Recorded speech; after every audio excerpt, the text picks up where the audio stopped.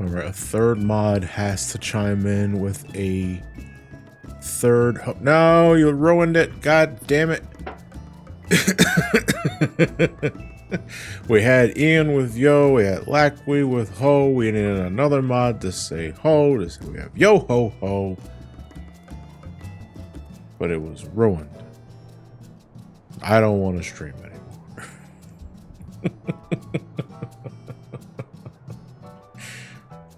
Yeah, I meant to do EUREKA earlier today, but a couple of IRL things got in the way and I just couldn't commit to it, and before I knew it, I was like, oh, I got raid soon.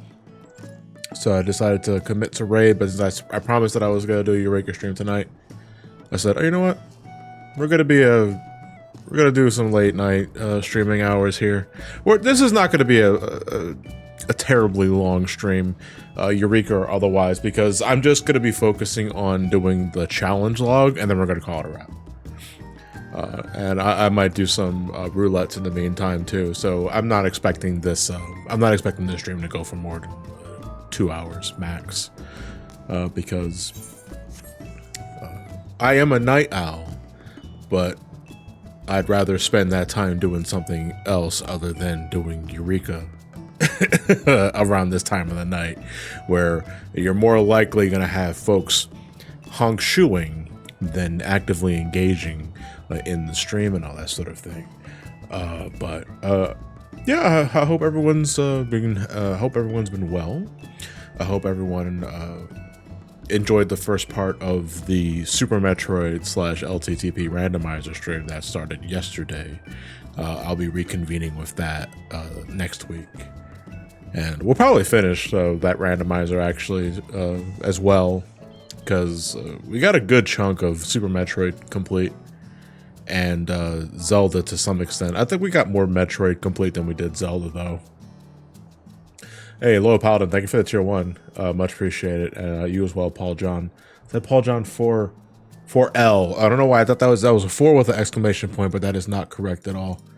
Let me turn this up a bit here just so that I'm coming in a little clearer. It's all good. Okay, let me make sure I got all my ducks in a row here. This is not my EUREKA gear. EUREKA monk. The only difference is I'm wearing the EUREKA shirt in the other one. And alright, I am going to Kugane. Again, we're just going to be prioritizing getting the challenge log completed. Fru is going by pretty well. We got to phase 4 again tonight, and we saw crystalline time. And I want to say rather confidently we're in CT prog right now. And that's it. Like, that's the last like major fucking mechanic of the fight. Because P5 is not really a victory lap, but you know, as standard final phases and ultimates go, it's more akin to an extreme than it is a savage or an ultimate.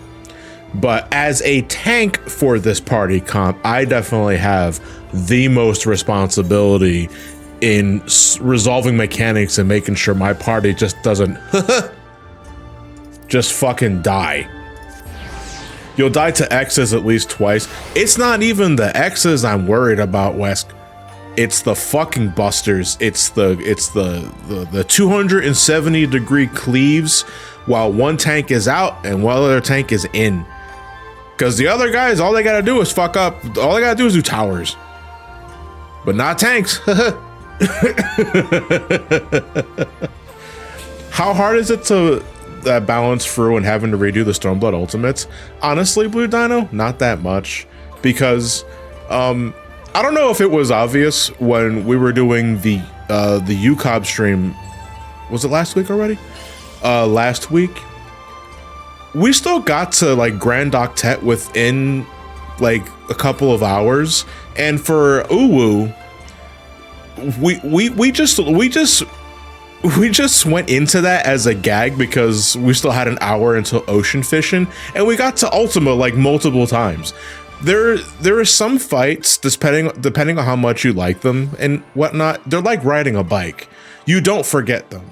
And you got a lot of rust to shake off, to be fair. But if you really enjoy an encounter, you never forget how to really do it. And to me, that is Uwu. I love Uwu a lot more than UCOB in regards to like the first two ultimates, because I just find Uwu more engaging, and it also respects my time. It's a 14-minute ultimate as opposed to the 18, 19-minute other ultimates. So it's like, fuck, man, this is exhausting. I hate when I can feel the length of a fight. I'm surprised there's still orange names here with how late I'm going into this for tonight. I don't need the triple triad challenge for that one. Who did that? All right, anyway. All right, we're going back to Pyros, and our priority for today is, again, we're just doing challenge log. We're not going to be doing any MSQ. We're not going to be doing any of that. I'm just here to do my challenge log, because again, I'm not going to be streaming for terribly long tonight. It is a late stream. You excited for Sonic 4 coming out? And motherfucker, the third movie just came out. No, like, but come on, isn't that obvious though? Everyone knew that they were going to make a fourth movie and all that sort of jazz. And listen, as long as the movies are enjoyable and they build off of what worked so well in the third one, because again, the third movie, that was a great watch, man. That was a great fucking watch. And if they just keep doing that, then I think the Sonic movie franchise is in good hands. I worry though, because, well, not worry, but more like I wonder how long it'll last, given that they've made it well known that they want to do the MCU shit with Sonic. You know, they want to keep making movies until the fucking wheels fall off and have more spin-offs with other characters. You know, Knuckles is probably just the beginning. And I'm like, sure, just just keep it good, you know? Do you have the elemental gear from BA and the market board equipped on Ramani, or are you doing EUREKA with no elemental bonus gear? The only gear I have on Ramani right now is the top. I do not have the speed ring, and I do not have the Cassie earring, and you really don't need them, especially when you got Echo enabled in EUREKA. And BA, I only when I cleared BA the first time on my main character Jean, I only had the chest piece, and we cleared just fine. That BA is more of a mechanics check rather than a straight DPS check, so it's really not that big of a deal anymore. From my experience, again, I can only speak from what I experienced. Okay. What level am I? Shout out to Rocket Raccoon. I am 39. And I need to start doing my challenge log. I'm gonna take a look at my actions, because I only have Cure 1, and I think that's all I had available. Let me go check this shit real quick.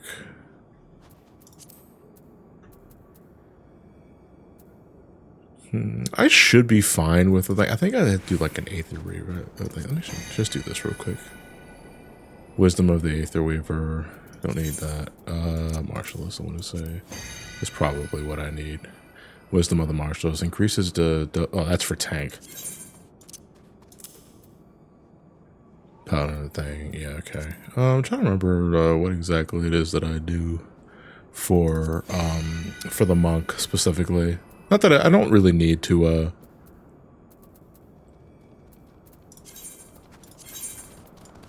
I don't really need to worry about this sort of shit too. One time in BA I did 10% of the full raise damage on Samurai and saving for a Cassie, so I could pump that up further. Hey, listen, like, I'm the kind of guy that if for some reason or another I got Cassie's earring, I'm selling that in the market board. I don't give a fuck about the stats. I don't min-max EUREKA, you know? So I am more than happy to sell you a Cassie earring for a meager amount. Let's start with 50 million. Okay, I think I'm just gonna go as is. I don't think I have the things that I need to make. Oh no, wait, you know what? Hold on. Because there's a way you can check that. I think if you talk to Drake, review logos actions, wisdom of the skirmisher. That is what I want, but I don't remember how I made this. Let me see. Cassie earring is a rare accessory that drops from the Cassie enemy in EUREKA Pagos. It's a very rare drop. Like immensely rare, which is why it goes for such high prices on the market board, but it gives you elemental bonuses while you're in EUREKA. I think it has elemental bonuses, which means you just do more damage. It also gives you a haste, I believe. Like I don't remember if it was like a +3 haste, so your GCD speed is faster. But it's a really rare accessory that that gets people like pretty excited for having it on in the first place, you know. I'm going to move you guys over here.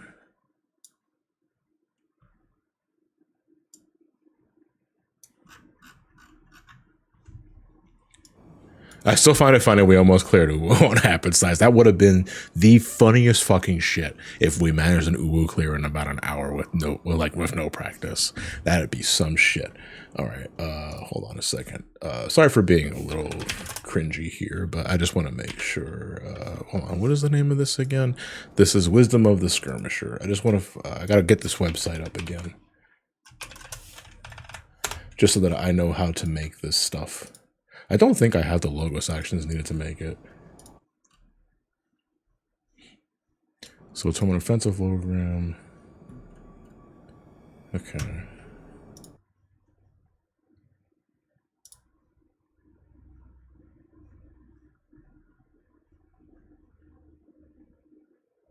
I think it's faint. Oh, okay. Do I have faint? Oh, one second. One second.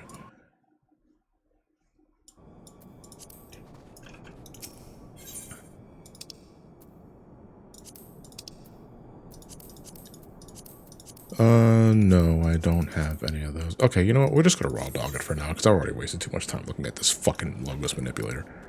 The elemental experience should be just fine.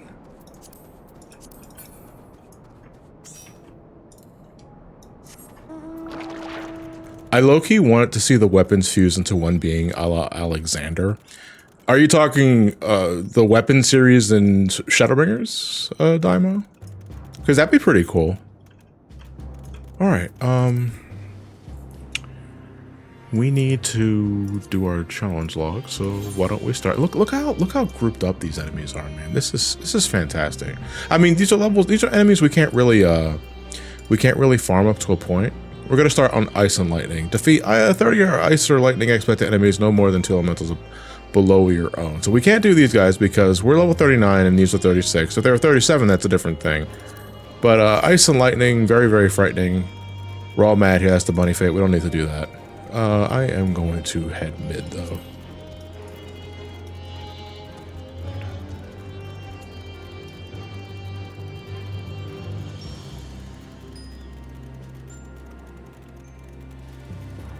Well, you guys are level 37. You're wind. I'm going to keep going forward, though. Just in the meantime, I want to do the challenge log going like up to from up to down, but I guess it really just depends on what's nearby. I just like how there's just a lot of shit like around. Yeah, you know what? I think we're gonna do the water one first because there's so many pyro serpents. We're just gonna make a conga line through all this shit. I'm gonna switch this to offensive.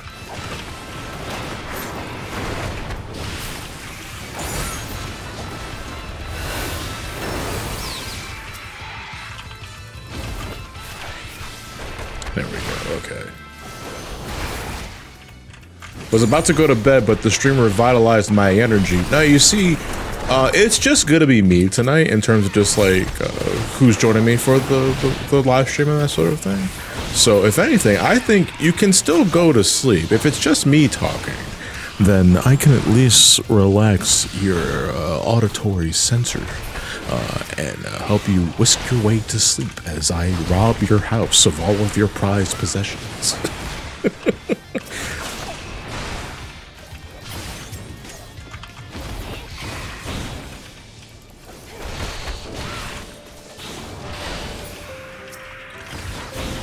This is how I can discover you can switch by right-clicking. I've been using macros the whole time. I am happy to show you the light on things that you can do with your mouse. There are still things that I'm learning how to do, or just learning how to do, or just learning in general. Despite almost playing, I'll be so September of this year, September will be 10 years since I started playing this game, and I just found out a couple of days ago during an alliance roulette. I got Loda. I was with Ramani, so limited options there. You know, the Atomos funny haha stand on the pad phase. So everyone knows that the Atomos, that fight has a failsafe. If there's not enough people in the columns, it summons these indestructible iron giants that just one-shot you to get you to force reset. What I did not know, because our tank for that party was very new and very lost, and also kind of a prick, they were just not with us, but we still met the party requirements, so it didn't spawn the Iron Giants. However, we only had 2 melees that could disengage with the pad and attack the Atomos, and nobody was killing the ads. Everybody just wanted to hard focus the Atomos. So 3 ads spawned on the Atomos corridor, and then they started tethering. I didn't know they do that. So what happens when the ads tether in the Atomos section? Do they like supercharge the Atomos? Is it an enrage where they wipe the group? Or is it just they become indestructible and you just can't do anything about it? I don't know.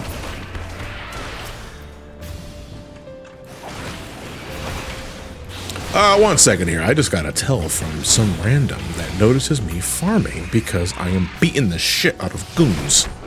Are you farming? I'm doing so. I'm gonna tell Vul here. I am doing challenge log.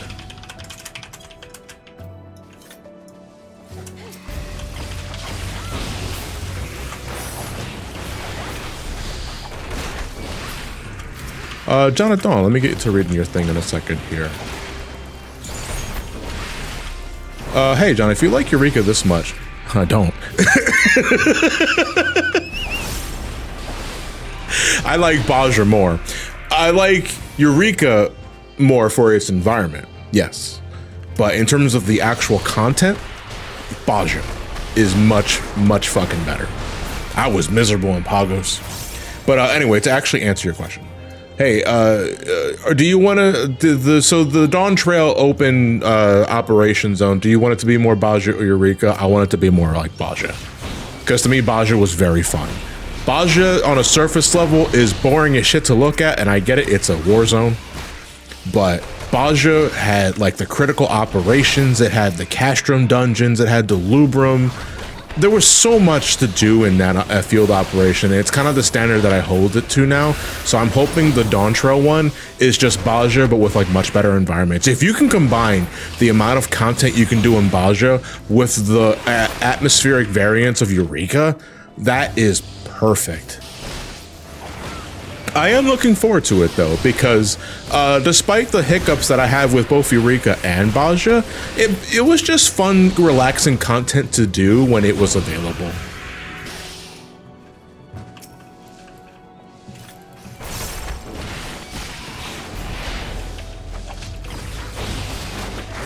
I liked Pagos just for the community aspect, or rather, I just found the ice attack at everyone morbidly amusing. There is entertainment to be found in a multiple amount of ways, and I will not immediately disagree that seeing people just eat shit from the frost dragons was humorous. Main issue with Baja is that the music trips copyright stuff. Which tracks? Or are you talking all of them line back? Because that's gonna be, I've had VODs of Baja muted due to the music. Oh, so just like, that's fucked up. I mean, a part of me gets it, but Baja's music is so good. I want to be able to look back on that on the VOD without having to be silent. You know, it's funny. The first opening minutes of the Super Metroid LTP, the randomizer that I did a couple of days yesterday, the first few minutes got flagged. So you can't hear the opening like minutes, and I think it has something to do with Super Metroid's title screen music, because that's the music that was playing when I was starting the stream. And I can only assume it's either Nintendo just, you know, battening down the hatches and doing its legal thing, or some dickhead third party is masquerading as Nintendo and pretending that they're Nintendo so they can get some cheap ad revenue.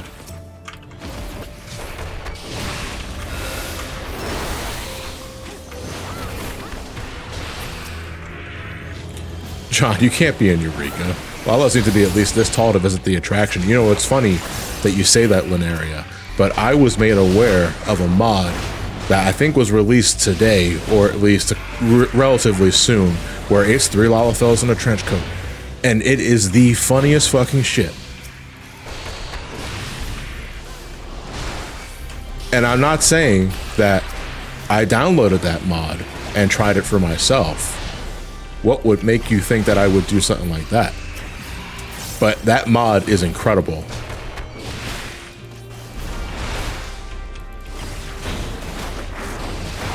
Oh, sorry. Look, Papa, have you finished your Metal Gear streams, or are there still some games you need to play? There's still a lot of games I need to play, Look, Papa. I took a break from Metal Gear because I didn't want to. I just wanted to take a break from the series. Right now, I'm focusing on doing some Twitch requests that I've asked my community for last week, and there were a few randomizers added in that equation, on top of some other things there. A lot of folks are also asking me about the Sonic Unleashed 100% playthrough too, but I don't want to start that just yet.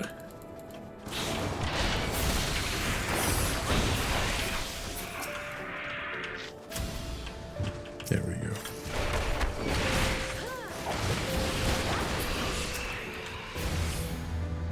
Is that a mod for any kind of character, or just taller player character? It's exclusively for Lalafels. It only works with Lalafels. 3 Lalafels in a trench coat. It is Lalafell exclusive, and it's technically a hat mod. Although, if you know your technology, I don't see how porting it to other races should be much of an issue. Honestly, you know what the most annoying thing as a dedicated Lalafell player is? You know, because I've made it known that I do like mods every once in a while for cosmetic stuff and all that sort of shit. There are some times where it's like, that's a really cool hair mod. I really like the look of that hair mod. I like the volume of it. I love how it looks, the sheen, the style. Not Lalafell compatible.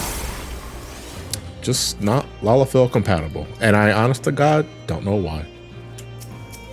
And it's always just Lalafells too that get excluded. If you're lucky, you know, Hrothgar's and Vieira will have it too. But all right, we're done. That was the last one. That's for the ice and what fuck. Hey, no, hold on. We're gonna do Bunny. Hold on, we're gonna take care of you first. 3 Robros in a trench coat sounds amazing. That individual is taller than heaven on high. They just reached the fucking cosmos with how tall they are.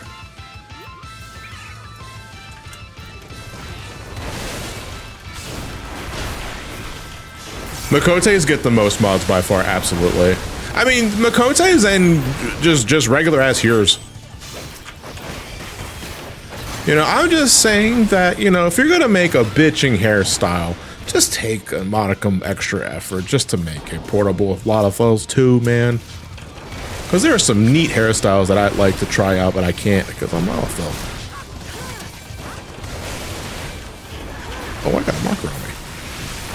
Ah, should be fine.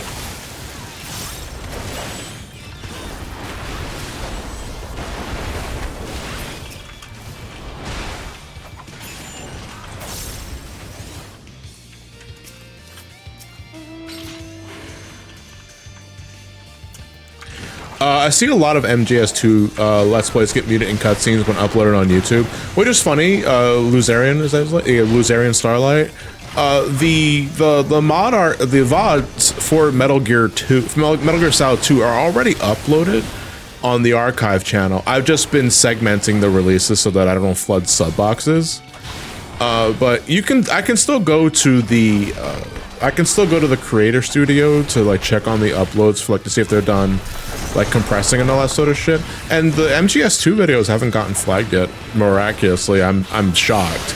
But then again, that channel isn't monetized. My stream archive channel is not monetized, so I don't make any money off of it.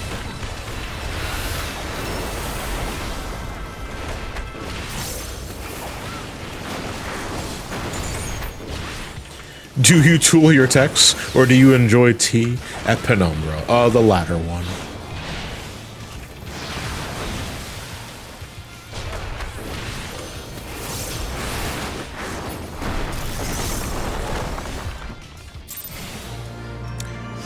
All right, treasure time.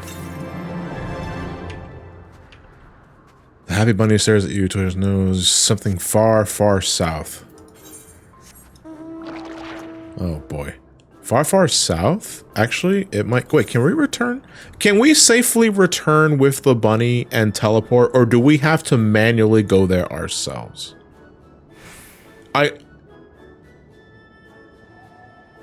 Yes to what?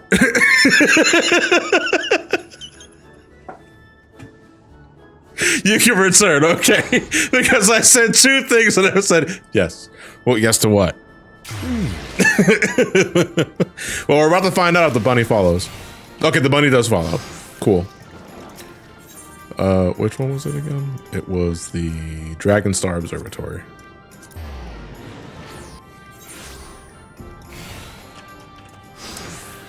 Alright, let's see here. Something to the northeast. Okay, so it has to be around here. I gotta be careful because north.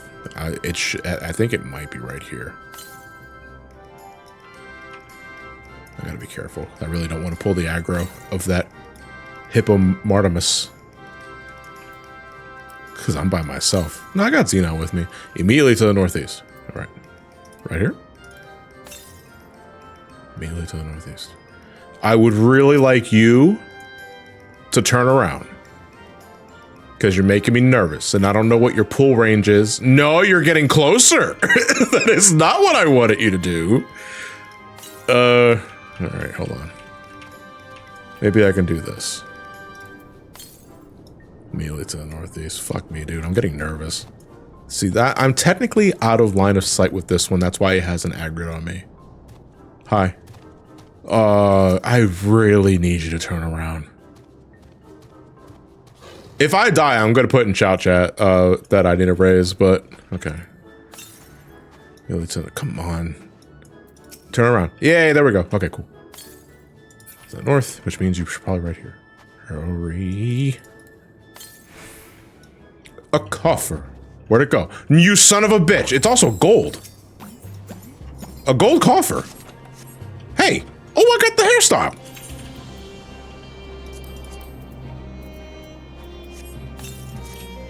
Yeah.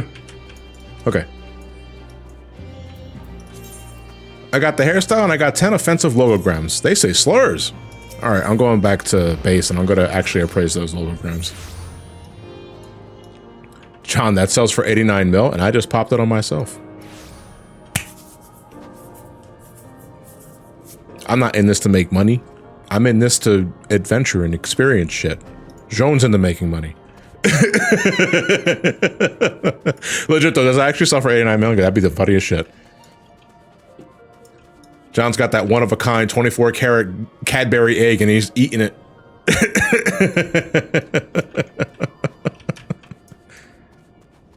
I don't need mansions. I want new hair. Okay, hold on. Where the fuck is my Magia board? No, not the Magia board. I mean, the logos manipulator. I've done bunnies how many times and you got gold just like that. I'm telling you, Hikaru, you gotta do these late night Eureka streams because that's when luck resets. Okay, No. Actually, I need to appraise these logograms. Skirmisher, that's what I need. Cool. Hey, that's great. Actually, that's actually really good that we got this, because now we can make that skirmisher and I can start doing more damage. I don't need the damage, but it's just nice to have.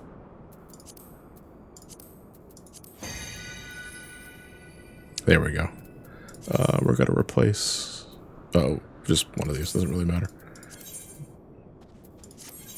Okay, then I'm going to pop this. Cool.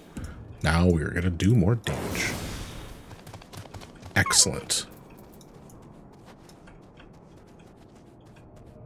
Ramani with the Vegeta logic of just live with the rich friend. Do you think, do you think Vegeta at some point deliberately just decided to stick with Bulma because she owns Capsule Corporation and is like, fuck man, as long as I stay with her, I got food and I got shelter and I got money. Although to be fair, I know Vegeta is a Prince of Saiyans, right? But I never got him as like a spoiled snob that needs all of like the most luxurious items and apartments. How's it going, Xenon? Nice fit.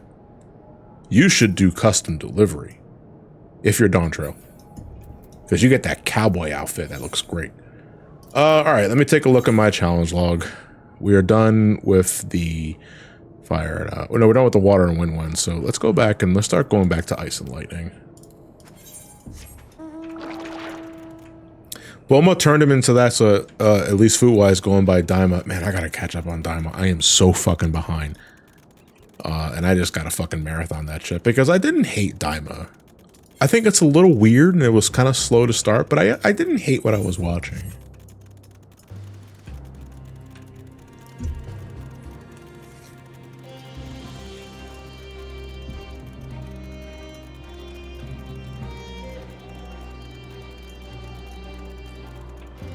He spent most of his life as basically a mercenary, so I imagine the royal title is mostly just pride. I mean, yeah, but good luck telling him that.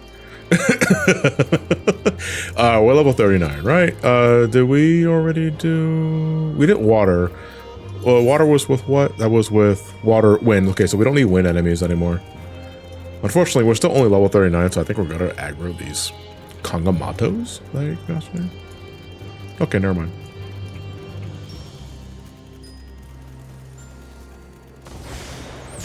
Shouts to Super Mario Z.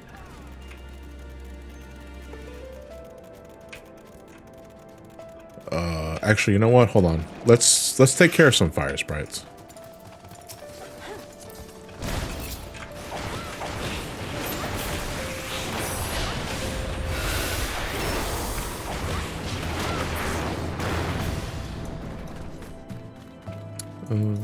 Here.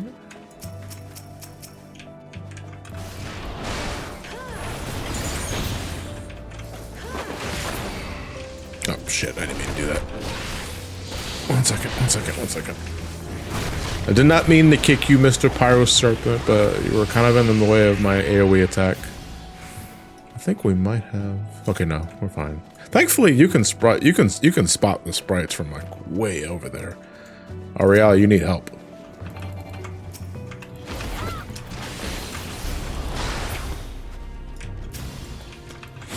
Ooh, look at all these earth enemies. Actually, we might just do a conga line of earth enemies here. I want to do the... Fuck, dude. All right. See, now I'm getting... Now I'm suffering from choice paralysis. Because we can... All right, we're Xenon, we're gonna conga line the earth enemies. We're gonna beat the shit out of the Cardians.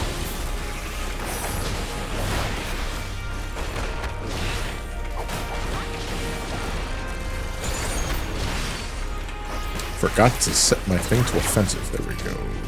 Oop. There we go. They should die relatively soon. I'm gonna give you the boot as well, which you're Ashkin too, so you're gonna help get that part of my log up. I'm good to go. There we go. If a new Dissidia game were to happen, what villain from Final Fantasy 16 would you like to see? What do we got from 16? I have still not finished 16. So without really spoiling anything, like what villain would you use?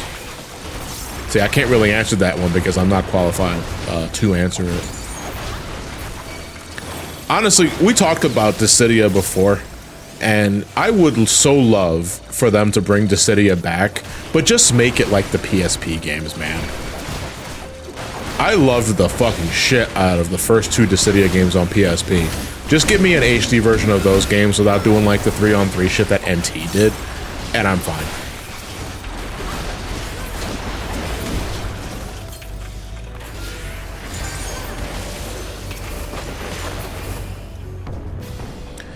I hope we get Jack from Strangers of Paradise.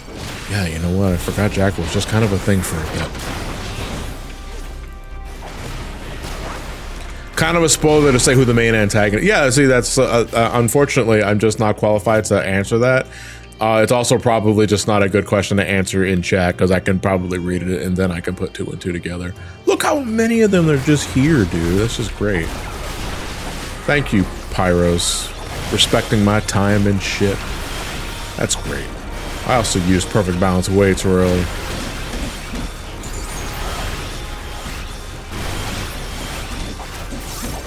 So now I gotta awkwardly wait for my, there we go. All right, I pop that, then I pop this. Bam. Now we're cooking. It kind of sucks that the handheld style games won't really be developed anymore now that we have the Switch and Steam Deck. Wait, hold on, wait. What's the correlation between the two? You're saying that the handheld style games won't be really developed anymore now that we have the Switch and Steam Deck. What's stopping them from just making Dissidia 1 and 2 on console anyway? I don't know. Like I'm a little confused, but I think I understand the spirit of what you're talking about, where the game will sacrifice some handheld conventions that respects your time for the sake of keeping it portable. But I still think you can make a console version of the PSP games without it being NT.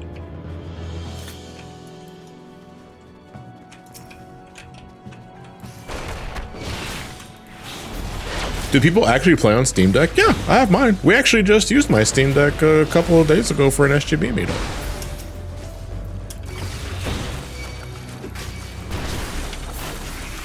Oh, wait, you know what the fuck? I completely fucking forgot to pop my potion to give me extra experience.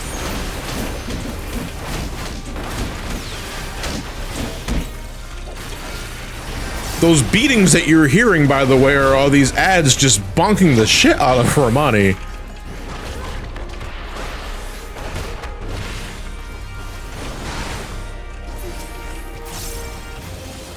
Here we go. All right, hold on a second. Let me do this.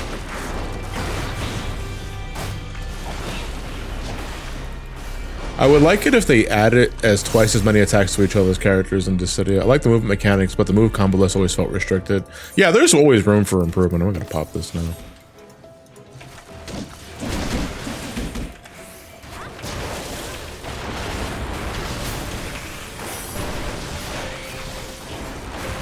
A monk tanking? Didn't realize it was Final Fantasy 11? Wait, monks were tanks in 11?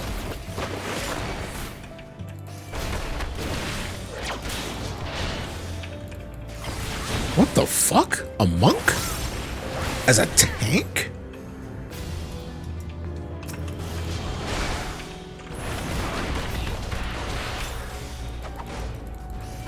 Yeah, paladins, ninjas, monks, and red mages. Tanks? I'm shocked that any form of wizardry would be considered a tank. You see, this is how you know it's like, oh, he's definitely new to MMOs if he's questioning this. And that sort of shit. Let me check because there's no fucking way we're not already done. Okay, yeah, we're done with the Earth shit. So let's actually start slowly backing away so that we don't pull more than we need to.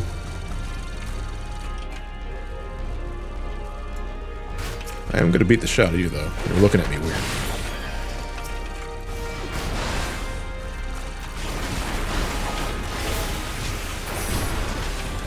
Samurai was also a tank in Final Fantasy XI, but you see, to me, that I am more readily, I would buy that because I'm reminded of, I think Samurai, was it Dark Samurai or Dark Knight or Samurai, in Final Fantasy X-2.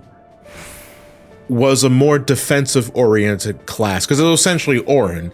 And Orin, Orin I know categorically as more of a samurai, but he is also bulky. He's also a tank. So when I think of that, I think of, I don't really have a hard time believing that samurai would be a tank in another game. All right, let me see here. I'm gonna keep an eye on elementals. If we can find one, that's great, but if not, then it can't be helped. All right, let's go. It looks like all we have left to do for like the normal aspect of, wait, no, we're not done with the earth ones. We still need like 5 more. Okay, I'm sorry. I thought we were done with the earth ones already. Hold on.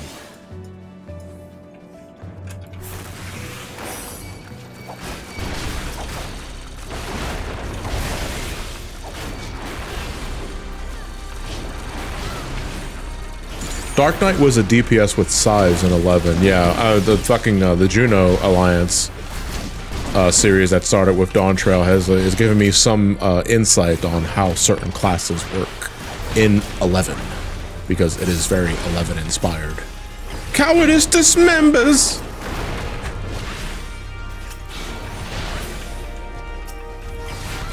Hey, BioRoxas, I appreciate the raid. Party of 14. BioRoxas. Are you the biologically engineered clone of Roxas from Kingdom Hearts 2? Were you raised in a test tube and then you melted and became a shit demon that rocks keyblades? No, Shion is not a shit demon.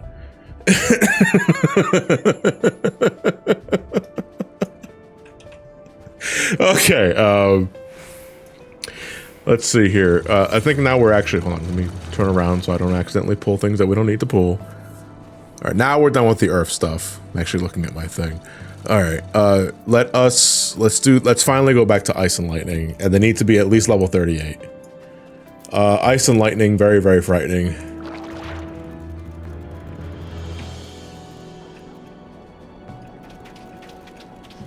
I am so fucking paralyzed by damn choice. Love me some Eureka. First time you're doing it? No, this is my second time doing this. This is my alternate character, Ramani, my main character. I've been playing the game for about 10 years with her, and I have like 15,000 hours into the game. So yeah, I'm kind of a loser. But I'm currently doing the Final Fantasy XIV Stormblood expansion with this character, and I've been on this expansion just doing everything, and this stream series is it's kind of long in the tooth, if I'm gonna be perfectly fucking honest, because I found out a couple of days ago, looking at my archives that I still have in my folder, I started the Stormblood playthrough in April of last year. We are January, getting close to February of this year. Fun fact, BioRoxas is a big 14-player raid. Well, I never heard. No, I'm kidding. No, that's pretty cool. I appreciate the love, though. Yeah, I've been playing since 3.1. Back when the raid scene was in shambles because Gordius was too fucking difficult. That didn't mean anything to me, though, because I wouldn't start high-end raiding until Stormblood.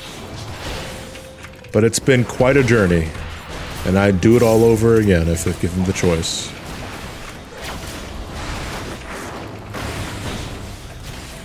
Oh, did they clear through too? That's cool. I am on phase 4.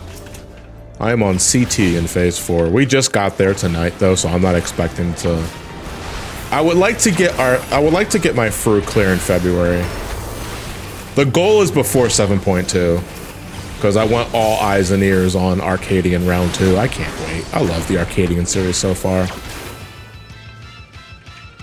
Alright, BioRoxas, you have a good night. Thank you very much for the raid. Much appreciated. Oh, this one's just here. You know, we're going to do this Notorious Monster, Xenon.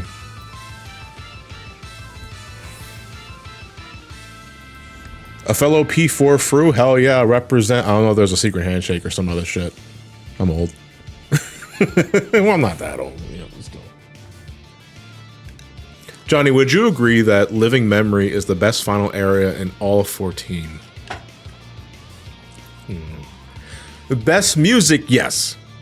I would say Living Memory's theme is the one that brings out the most emotional response out of me. It's very Twilight Town. When I first heard that song, I thought, this is Twilight Town. There's no fucking way this is not Twilight Town. But given the adventure that you go through in Living Memory also is just, if we're talking of just like, okay, you know what, actually I might have to say, yeah, I think Living Memory might be the best final area in all of 14. But I'm trying to think back. Ultima Thule and Endwalker is also just, especially as you go higher and higher up and you get to the apex of like the zone, it's also just really fucking good too, though.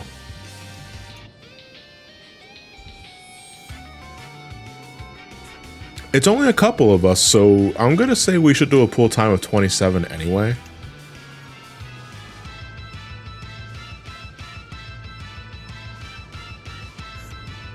Ultima Thule was so bland for me personally. What was it that you didn't? I mean, not to put. We don't put anybody on blast in the chat, whatever, because people got different opinions on this shit. You know, but I don't know. Like, if we're talking visually speaking, Ultima Thule does kind of start rough, and that place is dark. Like, I can't see. Like, where am I going? You know, but thematically, and as the music just like gets more and more added to it, and you get the full version of Close in the Distance, like towards the end of it, man, it tugs on my heartstrings. You know, but visually, I will give you the Ultima Thule, especially in the beginning, that this place is dark and I can't fucking see shit. But it's so great thematically. Oh, let me make sure my module board is set to offensive.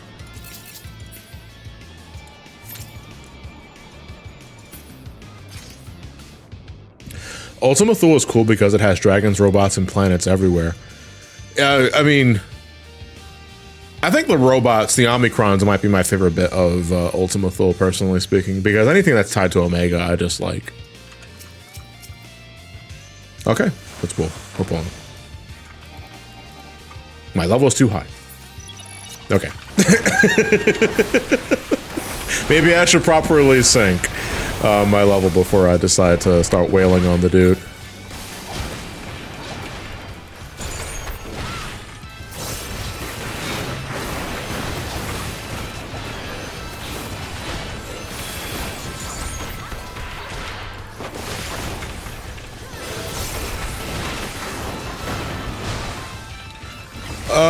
Vivacious Blitz? Is that? I fucked that name up so bad. I thought, yeah, I do get asked about how, what my thoughts and opinions were on Sonic 3, especially because, like I fucking said, I was gonna make a review about it and I didn't. But by the time I finally had the time to consider it, Xenon, I need you alive. Xenon, I need you alive. No, wait, you can't raise, you'll level down. Well, you'll lose experience. I need help. Oh God. I'm fucking dead. Watch out, stick a fork in me and I'm done, baby. Ah! Hey, I roll Luna to the rescue. Thank you very much. No, now they need to. I need help. I need assistance. I'm gonna unsync so that I can, because I died and I was the last one engaging with it. The boss resets, so there's no point in me trying to. Is this crab bothering you? Okay. All right, we got to raise. I need someone to help. Can I maybe point? There we go. I pointed. All right, we got goons. I'm feeling better about this already.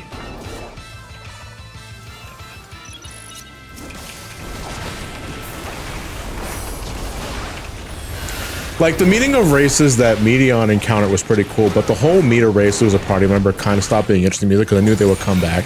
Yeah, but they don't make any secret that they're permanently gone, though. I think they established that pretty early because, like, once Yustola says that you can bring us back with your memory crystal, but you mustn't, I was like, I mean, I kind of figured they weren't actually going anywhere, but that right there just tells you everything you need to know. And I'm not really bothered by that. I do think that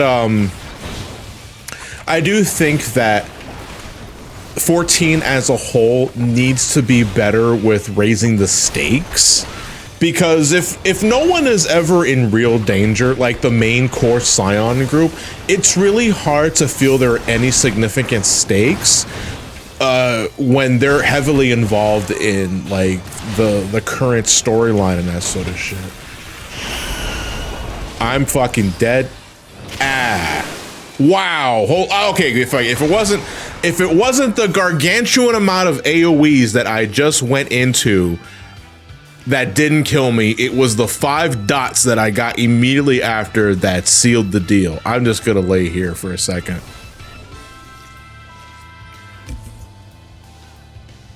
I wonder how surprising was Papalimo's death back in the day? Not that much. Because Papalimo already was one of the most, was like the least developed Scion if you didn't play 1.0. Because they don't really do fucking shit with Papalimo. And maybe that's why they decided to axe him specifically. But in regards to how people reacted, obviously, you know, I'm not gonna say Papalimo like didn't have his fans and that sort of shit, right? You know, people cared about Papalimo. You know, and it was like also some of the only Lalafell representation outside of Tataru. I don't count Cryle yet because she wasn't really into the story at that point in time just yet. But, you know, fucking, there wasn't, you wouldn't hear anyone say dicks out for Papalimo, right? But still, they don't really do that a whole bunch. And I'm not saying that a character has to die for the story to mean something. It's just, it's really obvious when they're so afraid to permanently alter or change the dynamic of the Scions and the Warrior of Light, you know? But you don't need a character death in the Scions to make the story significant. I just wish that it wasn't so obvious that they don't plan on committing to what they're teasing in that shit, right? I won't, but like, it will actually, you want to know what you do to actually surprise me? You actually fucking kill Y'shtola. You know, because too many fucking times they tease, we're gonna kill the cat girl. No, you're not gonna kill the cat girl. Because you've already done it like 3 times already and I don't buy it. So stop having her involved in this sort of shit. You know? But, all right. One second. I got to regather my thoughts. All right. Ice and, so we're going back to smacking the boots. I do think that with a whole new saga starting, some kind of big shakeup needs to happen. Doesn't mean the character death, but something makes me go, oh shit, what's happening? And to be fair, this is actually one of the big critiques of Dawntrail that I'll actually agree with, is that I don't think the Scions need to be with us for Dawntrail. Like for 7.0 specifically, I don't see why we need the Scions there if they're not going to follow up on like, because like, you know, if you follow like the press release and the build up for Dawntrail, they make big on the right of succession, right? And how Scions are going to have to go against each other to, you know, help their selected buddy to fulfill the right of succession. What this actually means is that Thancred causes rocks to fall once and then that's it. And then for the rest of the story expansion, it's like nothing ever happened. You know, and it's like, if you guys were so hell-bent on not actually committing to us, you know, even playfully speaking, competing against the Scions, you shouldn't have introduced that as an element in the first place. Either commit fully to constantly having the Scions throw roadblocks at us during our journey, or don't have them there at all. Because I gotta tell you, I did not see the need for Alphino, Alizé, Thancred, and Urianger, or Y'shtola for that matter, in Dawntrail's base story. The only one that should have been there is Cryle. And as a result of that, Cryle gets the short end of the stick for a good chunk of Dawntrail. Like, she does not fucking matter for the first half of the game. Now, I'm saying this as someone that loved the shit with Cryle towards the end of the expansion. Like the living memory stuff, oh my God, man, I was a wreck with that shit. And I appreciate it being there, but there needed to be more of it. That is the one that is a major thing about Dawntrail's criticism that I will absolutely agree on, because I think they fumbled the ball on that pretty hard. The Scions don't need to be with us every fucking where we go. They're adults at this. Well, they're not adults. Alphinaud and Alizé are forever teenagers. But you know what I mean. I think at some point or another, we just need to start over, make a new squad. It's a whole new world we live in. Pokemon Johto. Did the boots despawn? What time is it? It's 2. No, we still got plenty of time. Okay, hold on a second.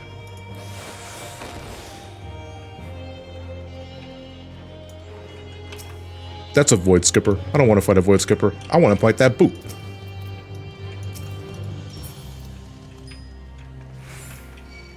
Oh, I did not mean to aggro the crab.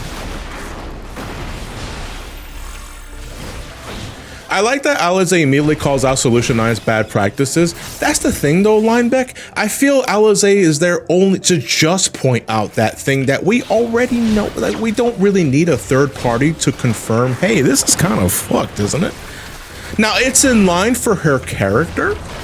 I do agree with that. But you don't need Alizé being there to demonstrate that this is not right. But still, to each his own and all this shit like that, right? This is a bad spot to be. There's so many enemies that we do not need to fight.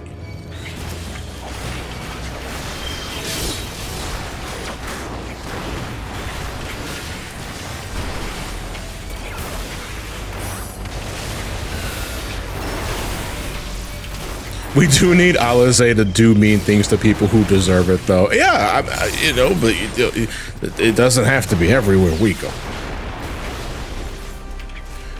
I mean, there's a lot of people that say that Solution 9 scummy stuff is just got swept under the rug. It is just kind of messy. All right. Did we get that boot? Yeah, we fought that boot. That boot's dead. Gonna go fight the other boot, though. This is not like the most apt way of fighting, getting Ashkin. But it's also like, it's also late at night. In regards to Dawntrail, how do you feel about Wook-Lamont? In regard, like her, like the journey she experienced and shit like that. I do not find much wrong with Wook-Lamont in regards to the story being centered around her rather than the Warrior of Light. I think the game makes it pretty clear that this is her story and not ours, because we just literally saved the fucking universe in the last expansion. We could use a break. I don't mind being a mentor for this character. I do think starting in the second half of the journey, she shouldn't have been involved as much as she was, because I think at that point, it would have been more interesting to have, I mean, given how the story progresses, right, you have two, essentially, I forgot whether you have two resolves, or the two kings, or whatever the fuck, two figureheads for Tuliolao. You have Wook-Lamont and you have Kona. And up until that point, until like the halfway through the story, it's all Wook-Lamont. Oh, the Vow of Reason, Vow of Resolve, thank you. I fucking blanked on that entirely. Up until the first half, the end of the first half of the game, it's all Wook-Lamont. I think second half should have been Kona. Now, given that they're both political figures that have to look out for their people more than anything in the world, I don't immediately hate the idea that they have to stay in Tuliolao to make sure their people are okay. But if you had to choose one, I think the second half should have been all Kona, not Wook-Lamont.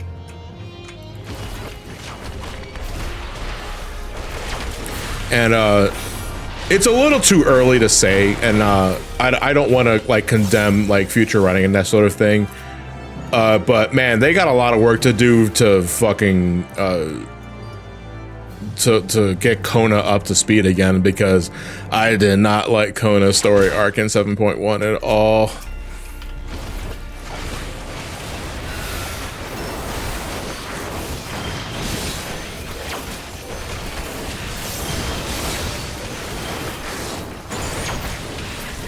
Yeah, it was a big nothing burger for me. The dungeon that's a part of the story expansion fucks so much. I love that dungeon to bits, and I love the end boss of that place. You know, but the character arc that Kona goes through in 7.1 is so fucking breakneck that it just like even with how weird 14's passage of time is, like this shit happens too fucking fast, dude. Like god damn. All right, hold on. Let me make sure that we're good to go here. Fire there. Let me ask him everything. Okay. We need a better place to fucking fight Ashkin, because these guys are not really widely available. I liked his bit in 7.1, but in my opinion, I feel it should have been in the base story. Yeah, considering just like what it goes through in regards to the origins of Kona and finding out about his folks and that sort of thing. One, I feel part of it feels like a cop-out in regards to like the significance of Kona's family and that sort of shit, but it's like this feels like it should have been in the MSQ as part of a bit for like side quests and that sort of shit, and not be like the central focus for like the story of that patch. Because again, man, it's like it's just I just didn't really I don't find it interesting that much, and I also think like the turnaround between his feelings over certain practices to be so fucking rapid that god damn.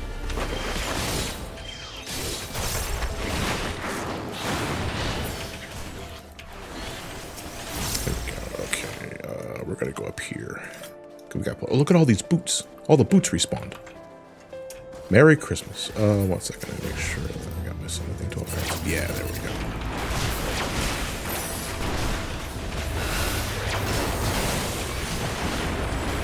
I'm trying to read all you guys' comments like in the middle of all these boot slapping.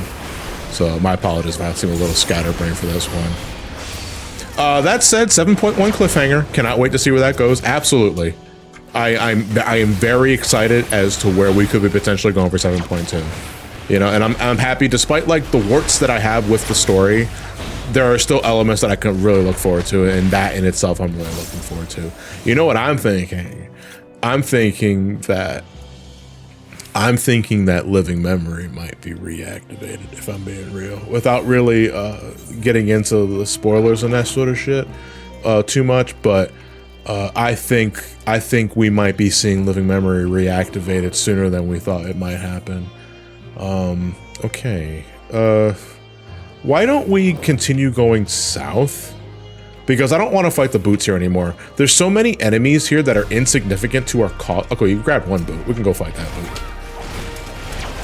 We don't need any of these enemies. That's the thing. And like just trying to like maneuver around them to tag them just kind of it's kind of awkward. So I want to see if there's anything further southeast maybe.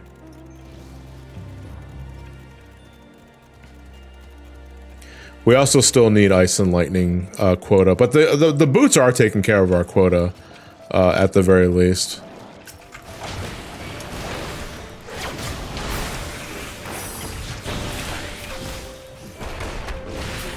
I'm cautiously optimistic for 7.2. I don't want to have another rehash of a certain Shadowbringers arc that started in 5.1 again, but they have a lot of interesting angles to approach from. I just hope it's good, you know? I do wonder where the story of Wuk-Lamat and Kona ends, given that, you know, they already had all this attention in Dawntrail, and again, intentionally so, and I'm not bothered by that. But I do wonder, where are they going to end up by the end of, like, say, 7. Oh, here's an elemental here.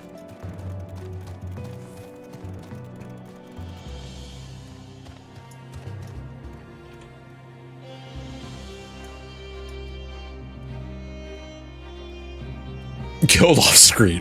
No, Wuk-Lamat had to return to her home planet and she died. That's basically, yeah, I guess it's still the same thing, yeah. No, okay, so in terms of, we've already talked about, like, the MSQ and that sort of thing, but 7.2 is on the way, and we're expecting it early April, if not late March. What do you guys want to see for Arcadian Round 2? You know, because I'm really excited about, like, what else Arcadian has in store. Because I loved Arcadian. Arcadian was so fucking good, dude. It was just so fun. I'd love to have a fight take place in a sports arena. Hell yeah, we're gonna fight a footballer.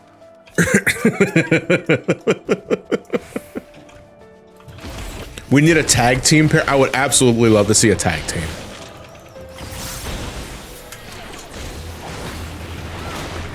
Since this is my first Savage here, I don't know what to expect. Honestly, I hope it doesn't kick my dick in too hard.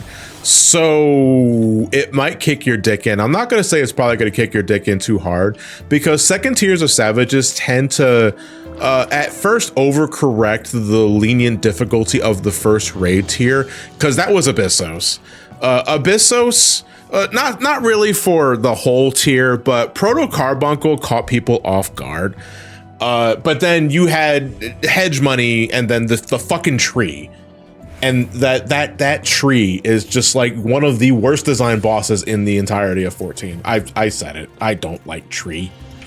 You know, but then you got Angry Grandpa. Fucking I forgot the guy's name. Hefecito or some other shit. That was a great fight. That was a great fucking fight. But a lot of people, when it originally released, couldn't fucking do it because of the overtuned DPS check.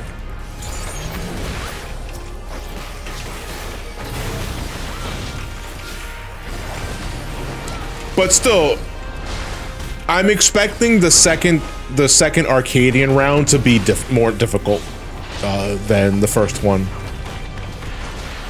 Failure is a part of the Savage journey, no? Yes, absolutely. But you don't want to fail so much to the point where you're not having fun. And I think there's a difference. I go back to high-end rating, right? In regards to the ultimates. Last year, before Dawntrail, I cleared the Omega Protocol top. And I consider it the worst ultimate in the game because of just the amount of body checks that you fuck up, everybody dies. And it's just like immediate. I hate top. I cleared top.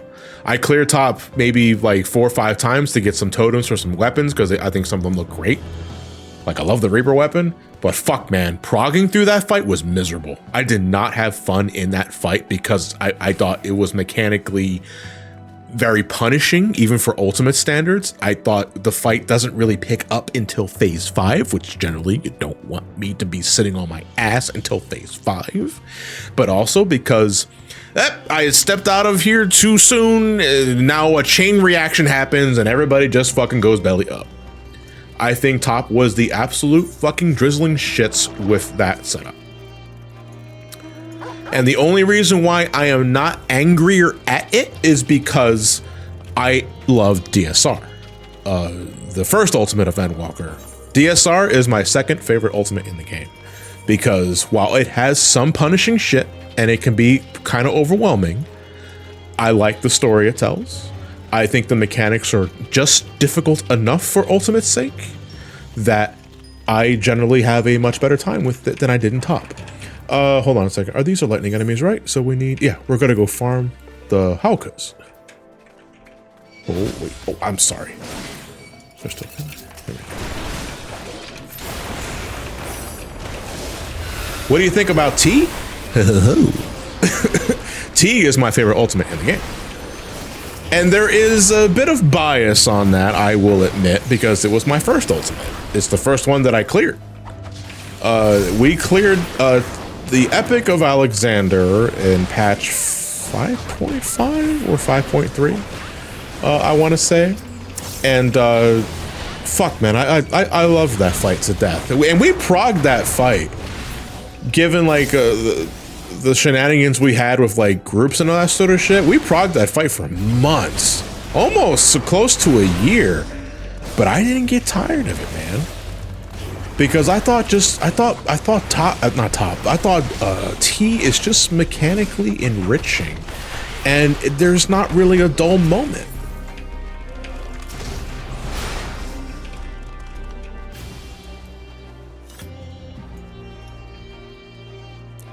From what I hear, Fru is like T2 to some. I can't really, I just Celestial, that's like doing a rabbit with ninja. Fuck me, dude. I can't give a full opinion on Fru just yet because I haven't finished the fight yet. I'm at the tail end of the phase 4, so it's only a matter of time, right? But I have been genuinely enjoying my time with Fru, just in terms of just how the fight's designed. The only part of Fru I do not like is APOC towards the end of phase 3. Because it is very visually overstimulating, looking for your safe zones, knowing exactly where to stand so that the erupting AoEs on the floor don't give you the damage down. Sextuple APOC, thank you, Lineback. I was kind of just blanking on the amount of numbers needed. I genuinely think that mechanic is not very fun because of just how you're supposed to, you know, solve and correct it using your eyes. And there's just so much happening on the fucking screen that you tend to overcorrect or overthink shit. And that fucking Spirit Taker attack that Gaia does. So Spirit Taker is an attack where she targets one party member with a big old hammer bunk. And that in itself is not the problem. The problem is who she selects is random. And everybody has to be spread out just enough to make sure that the person that's being targeted is the only person being targeted with that attack. Because if more than one person gets bonked in the head, that second individual goes fucking flying into the goddamn end zone. Touchdown. And then after that, you gotta immediately resolve the APOC spreads, and then you gotta meet mid while the thing is still going off. It's like, fuck that technique, dude. Like, it's so tight. Like, even with sprint, like, it's so tight, and it's like, you tense up. And like, DPS isn't the problem with our group. We have a lot of DPS. Like, DPS checks are not really a problem. But fuck, man, it's like, you overthink it because if I get hit, I'm gonna have a damage down. If I gotta have a damage down, then I gotta die. And then I gotta get raised, and I put stress on people and that sort of shit. It's like, man, fuck.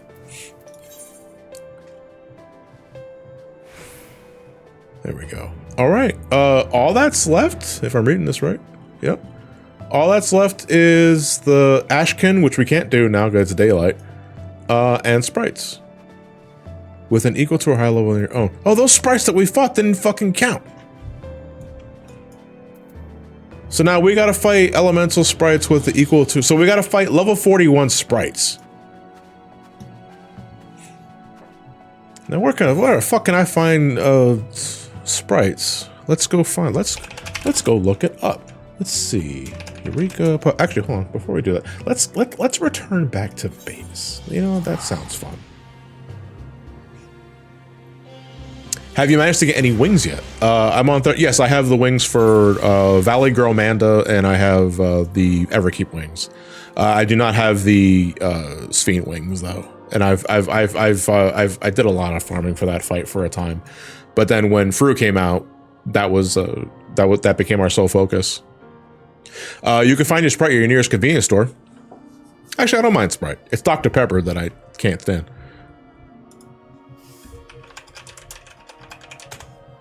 Let's see here. Powers map and tracker. Oh, the old. I remember this map. All right, hold on a second. Oh, this takes me back. I actually haven't seen this map in so long.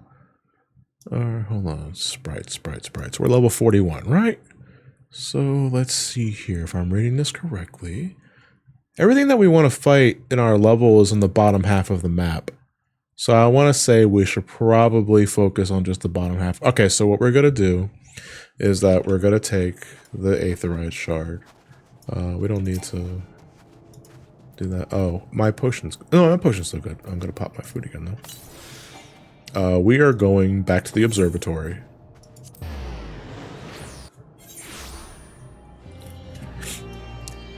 And then we're going to see what weather is it? It's Umbral Wind, so there should be wind sprites that we can start popping off. But it looks like we're going to have to go exploring.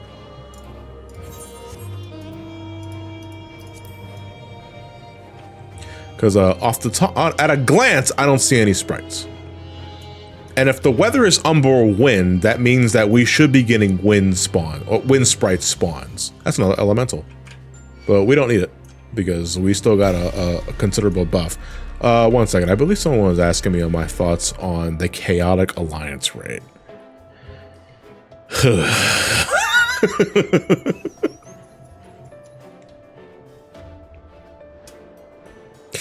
I don't think there is a fight in the game as of now that makes me hate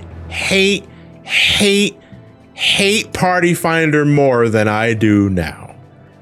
Because you get like the whole gamut of it, right? You got folks who can't read.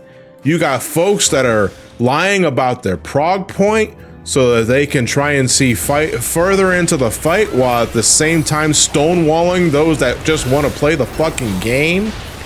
You got folks that, you're also just fucking waiting for the party to fill, and there's 24 spots to fill. That's another thing. And then my favorite, we fill, we go in, we die once, somebody leaves, and it fucking snowballs, and before you know it, you gotta set up that whole Party Finder again.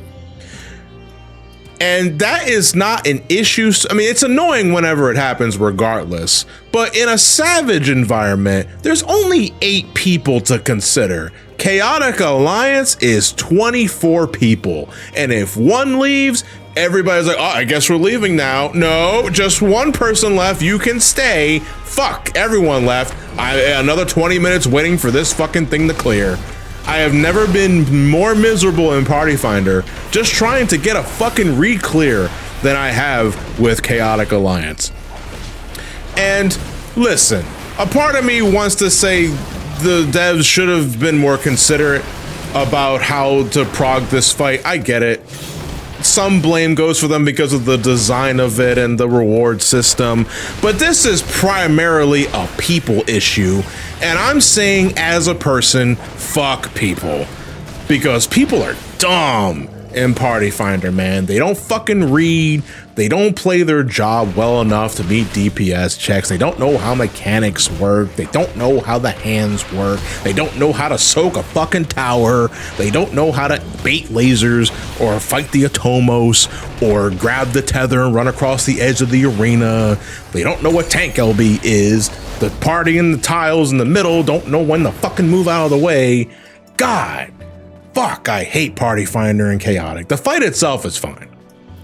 I think the fight itself is okay. It's not the most interesting, but I am down with the idea of doing like your extreme Savage level alliance raids, because there's fun to be had in the chaos. The name is indicative of the kind of shenanigans when everyone is on the same page, right? And doing mechanics. The name is indicative of how crazy that fight gets, because it's constantly moving. Everyone's scrambling like chickens without their heads. It's mesmerizing. It's fun. But fuck, man, when you're trying to lock in just to get rewards because you want your hairstyle, you want your mount, you want your rewards, you want your glamour, fuck, you gotta rely on 23 other dickheads. And like one dickhead's enough. I'm the dickhead. But I have not gone back into a Chaotic after my first clear. We tried. Lord knows, myself, Alex, Ray, Etha, we tried to get multiple re-clears and it just wasn't fucking happening. It's just not fucking happening at all, man. So it's like, I'll wait a bit, because I'm too heated.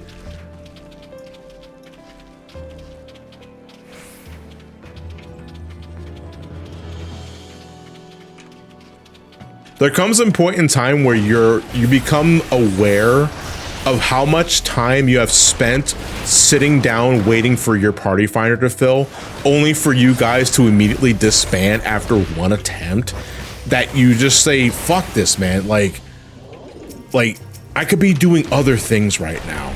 No fight in the game has left me more aware of that than the Chaotic Alliance, right?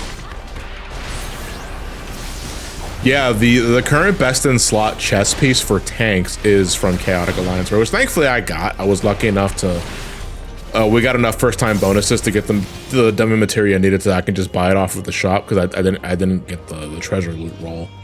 But you know, that's fine. I got what I needed and I left. I would love to go back and re-clear for the mounts and that sort of shit, because I do want both of those mounts. I want the Deus and I want the Cloud mount, because that shit's cool.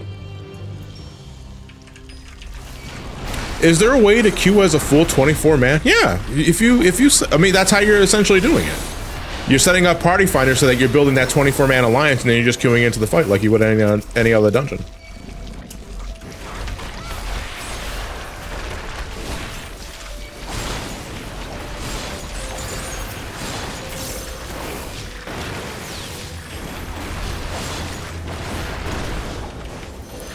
Also, I like how no one has attempted doing it with 12 people, despite the devs talking about how you can queue in with only 12. Wait, can you do that fight with 12 people? Is that even possible?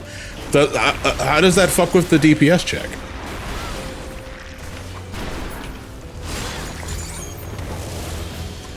Yeah, I don't think as of this moment, I don't think it's possible to actually do the fight with less than 24 people because of the 24-person body, the 24-person body check, the fucking towers, dude. Those damn towers. I think those towers need to be less punishing for just straight up missing, or at least, like, I don't know. I'm not a fight designer. It's easy for me to say it shouldn't be like this, it should be like this, but I don't, you know, you gotta have to consider balance and that sort of shit.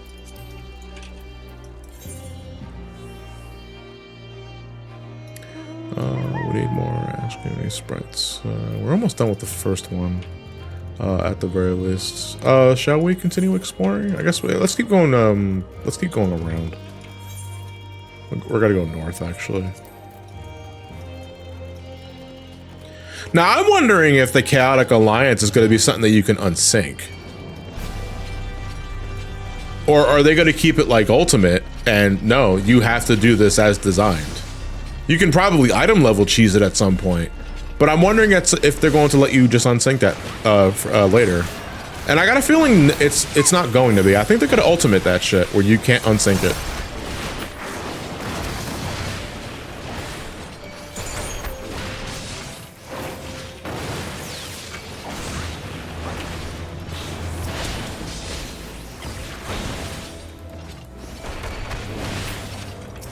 How's it going, Earth 109? Yeah, this is a late night Eureka Pyros stream. Eureka is the masculine version of Eureka. It's O instead of an A. I know words. There we go. That's what we're looking for. We're looking for Typhoon sprites, because these are the sprites that are available currently under the weather conditions. It's Umbral Wind. You can check what weather you're in by looking at, like, the compass, that little icon you see on the top right there. Not sure if you guys can see that, but that's what we're doing. All right, let's get back on. We're gonna go west. We have to stay in this general area because the sprites have to be of a similar level or higher for it to count towards our challenge log. I'm not doing bunnies. We already did bunnies once.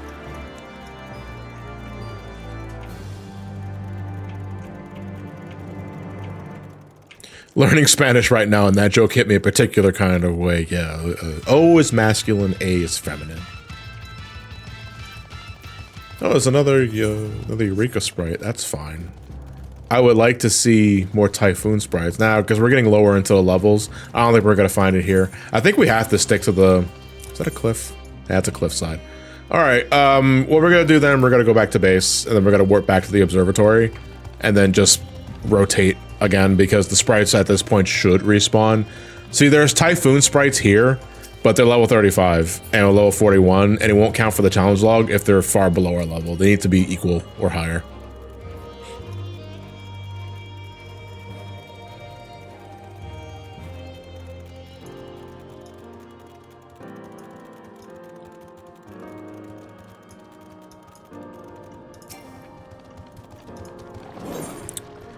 Okay, there we go.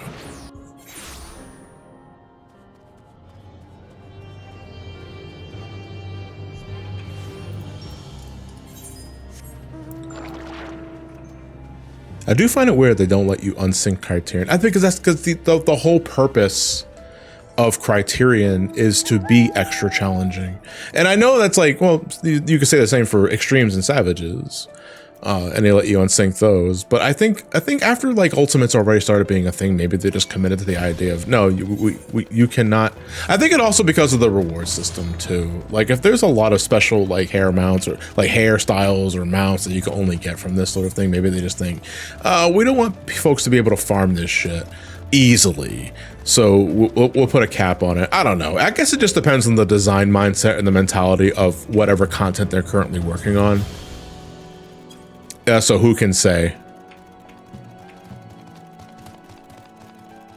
I think in some way, maybe to them, it incentivizes players to actually tackle the challenge like as close to as designed as much as they can, because you know there's some folks, and I will definitely throw my name into the pile here, that sometimes don't bother farming a fight on currently because you know there's no harm in just waiting for it to be able to be unsynced, and then you can easily melt the fight down and then you can farm it that way, because the mounts, the rewards aren't going anywhere, the mounts aren't going anywhere, it's not a limited time release, the only thing that can run out is your sub. So for some, that's all that matters. Like they want to keep it super casual. I'll farm it when I can unsync it. I don't need these mounts now, and that's fine. But there are some, I think for the devs, there's some content that's like, no, I think no matter what time, no matter what year, what expansion they decide to want to try out these challenges, they should be able, they have to do it as designed.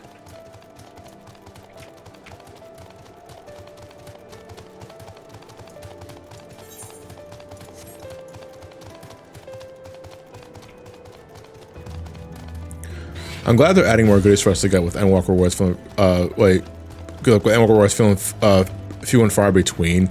Yeah, I gotta say, like after, and this is not even Criterion. I'm getting rid of you because you're chasing me. You're kind of distracting me too.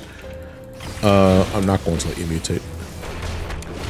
The variant dungeons, I'm not even talking Criterion, I'm talking about like the base level of them, the variant dungeons. Once I did all 12 pathways and I got like the exclusive like ending and sort of shit, and I had enough currency to get the rewards, I have no reason to go back to them outside of wanting to farm you know, tokens so that I can keep getting those glamour items and put them on the market board.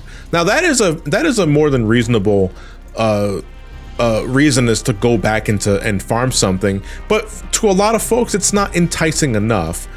If you keep going in, you can make more gil. Cool. I can also make gil doing a lot of other shit too. I don't necessarily need to do, you know, variant or Criterion.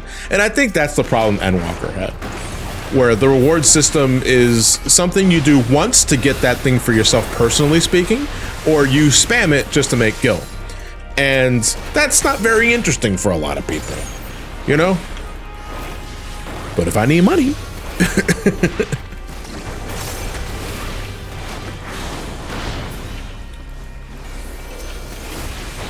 make 40K a week with the Doma thing. That's one of many ways. I personally like to sell, I like to sell the swamp monk thighs that's needed for the food of the raid tier. I like to farm crystals. Well, not farm crystals. I like to grow crystals in my housing plot.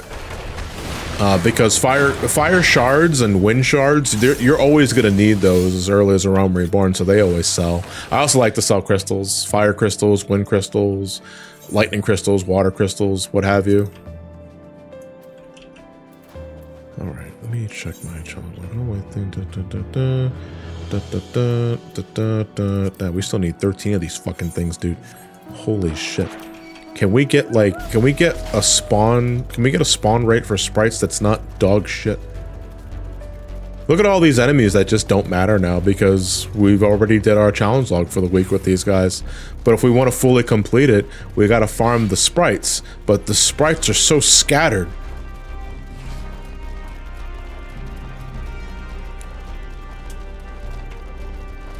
Come again, the Swamp Monk thighs are hot sellers. I've been making bits of money with the Yachtail spring water. The Swamp Monk thigh is the food item you need to make the high-end raid food for this one, which is Mokeka.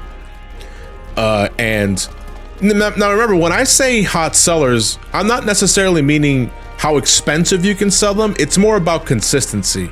I'm more about consistency in my sells because the old saying is little and often fills the purse. And I am very much of that mindset too. Like, I don't look to make big money selling that one big thing once, right? Because you may be waiting for a while. I'm all about the everyday shit that everyone needs. And what are those? As far as Dawntrail, food for the crafting food for the pots and the raid food, catalysts like fire crystals, shards, that sort of thing. Things that crafters and gatherers need every waking day of their miserable fucking lives. That is what I sell to make my money. And it's pretty fucking good. I don't even do maps that much. Yeah, I think, fuck man, I really wish the weather would change. Materia is good too on raid updates as well.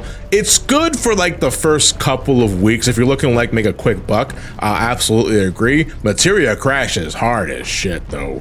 Like after just the first couple of weeks. I think after like the first 8 weeks of a new raid tier, when all the high-end players are done farming for the raid season, the materia just crashes like a motherfucker. So I don't really rely on materia to get gil unless it's crafting materia. Crafting materia, especially that for control and craftsmanship, those always go really high because people are always trying to pentameld shit.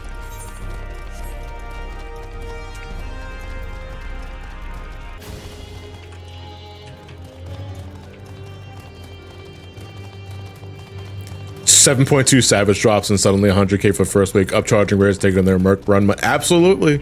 Oh, but that's another way you can make money. It's one thing I like doing too on the occasion. It depends on how much I like to fight. Mercenary parties. Every once in a while, if you look in Party Finder, assuming you have the fight unlocked and it just doesn't show up as locked duty, you'll find folks that have the loot rules set to like loot master, but they're offering players like 500,000 gil, maybe 1 million gil, so that they can help them clear the fight, but they get access to all the loot. Those are mercenary parties, and I like doing mercenary parties because one, I think being a mercenary kind of falls in line with my main character in terms of the background story, so RP. But also, it's a good way of making a decent chunk of change. I don't need the gear, but I can always use gil, so I will gladly enlist.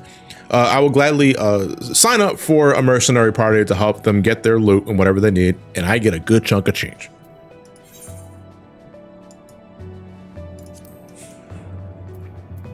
What time is it? It's 2:50 area time.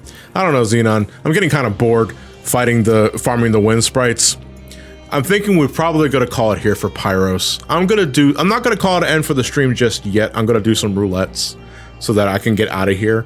But I'm getting kind of fucking bored looking for these Typhoon sprites because we got a really, I don't know. I just want to go home.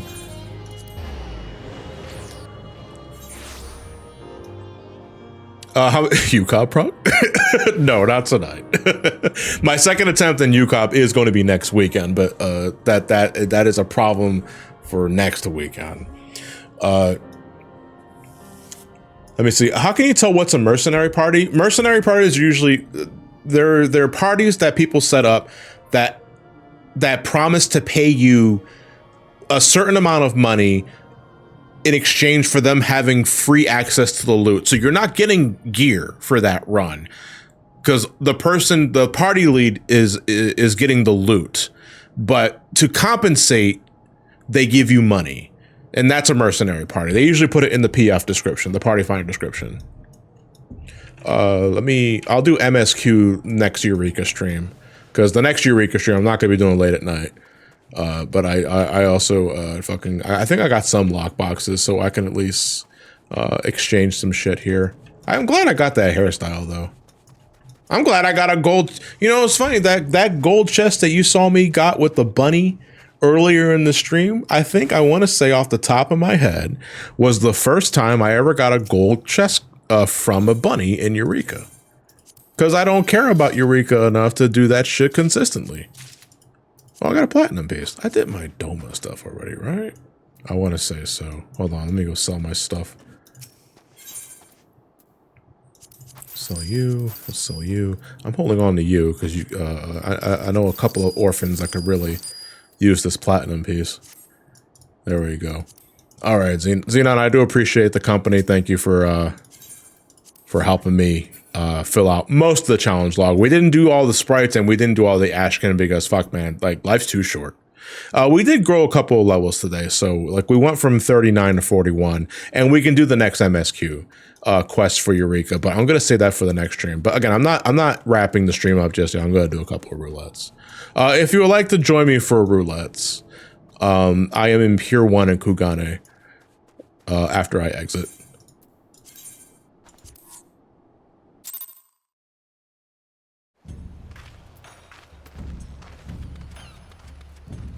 What do I want to do? Oh wait, I'm leveling Astro. I'm leveling Astro and I'm using my Shadowbringer's fit. Getting a sneak peek. With that sort of shit. You.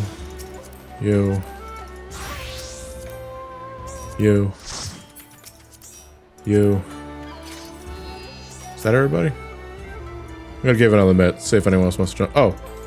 Sorry.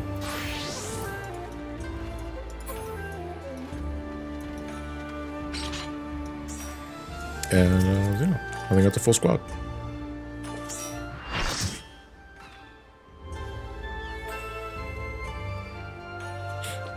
Two weeks ago, I got paid 5 mil to get a guy to CT in one pull. It was a 10-minute adventure. That's great. Easiest 5 mil in my life. All right, 2 healers, 2 tanks, 4 DPS. Looks like we're okay. We're good. All right, let me do a raid check. Make sure everyone's good to go.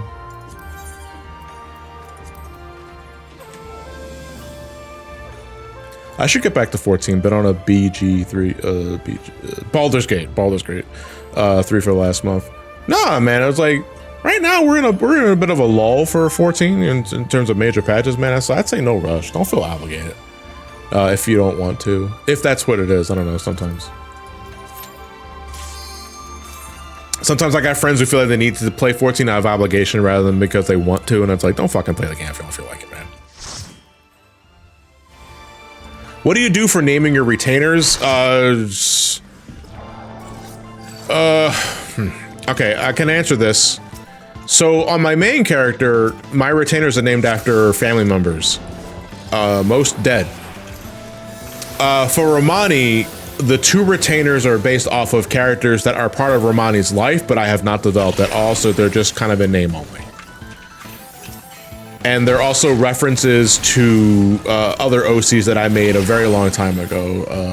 I'm going to give you this.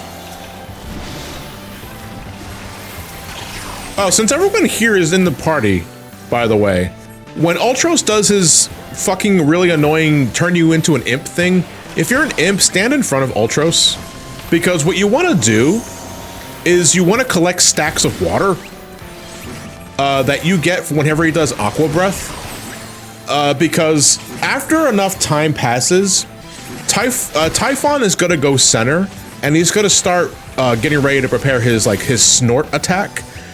If a Kappa with enough water stacks hits him with their attack, you can actually get him to interrupt that sneeze. You don't have to do the sneeze.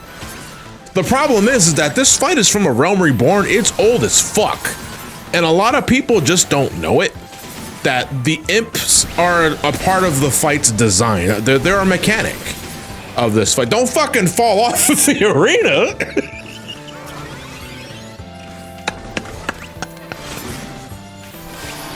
Oh, shit.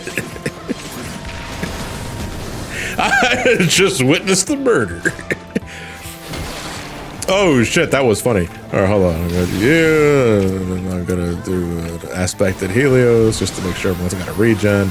All right, Ultros is gonna turn you into imps again, probably sooner rather than later. So yeah, if you wanna test it out, but you guys are already melting the fucking shit out of these guys because you actually know how to hit your buttons.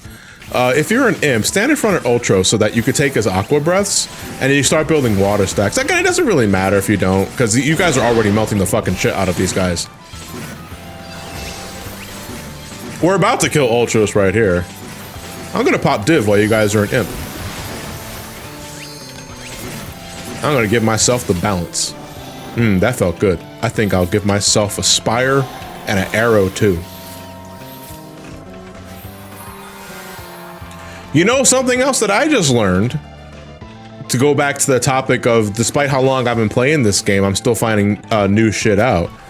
And maybe I just read this wrong. So in this fight specifically, right? If you go out of bounds, you're considered, you get stunned for like 4 or 5 seconds. It's supposed to be a penalty. Don't fall off the arena. If you die while you're outside of the arena, you can't get raised. And the reason why I think so is because I got this fight in a roulette, and someone was put through the blender. I was healing. They died and fell off the arena. And despite being able to still see their body, you can't target them for raise because they're out of bounds. And I was like, I didn't fucking know that. Damn.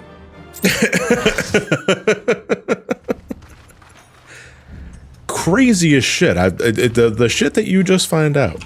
All right, this is a raid check for normal raids. I'm level 70, so it's either going to be Alexander or it's going to be Omega. Hopefully it's Omega.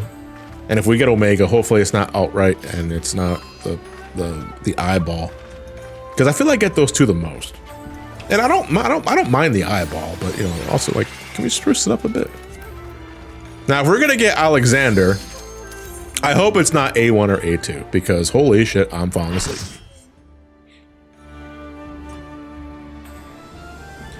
Armor A7, okay. This is okay. This is not a bad one.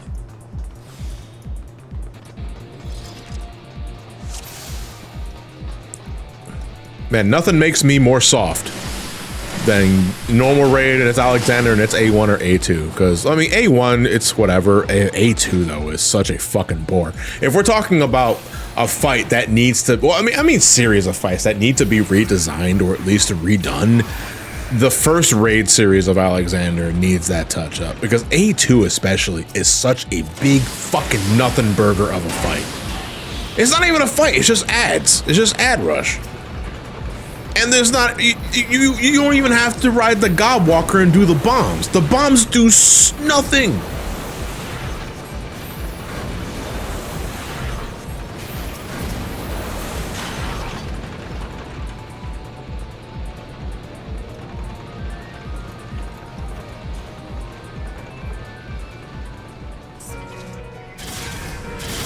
Synced mind, those bombs will kill you, I think. I'll take your word for it, Linebeck. Because they are such a nothing mechanic in just regular everyday like roulettes that this needs to go back to the drawing board. Okay, Mr. Plow, you get the balance. I'm going to give Warrior. Yeah, there we go. Sorry about that. I was just kind of looking. I was like, what job is that? That's Warrior. All right, then I'm going to give Lynn the spear. Who's getting grabbed? It's Mr. Plow. That name again is Mr. Plow. Get grabbed, idiot.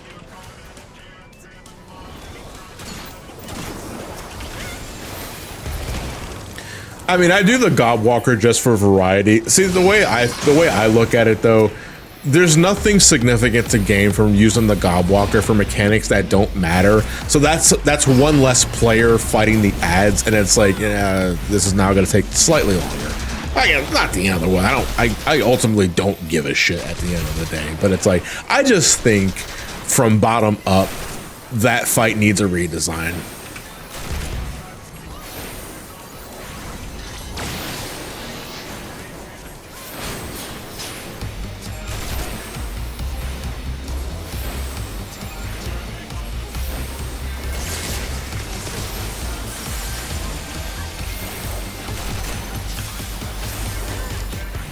Undying affection.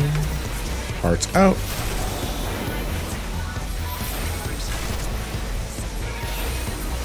Hey, you guys not only kicked the fucking shit out of the true heart, you stunned it too. You know, people don't do that part. If they're not maneuvering the boss away from the heart, they're just DPSing the heart down all willy-nilly. And it's like the heart doesn't have that much health, so at the end of the day, it doesn't really matter. But you can stun that son of a bitch.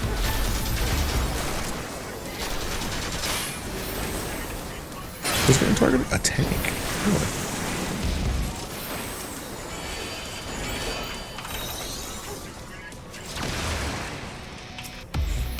I was hoping to get everybody else. Oh no! Womp womp womp womp womp womp.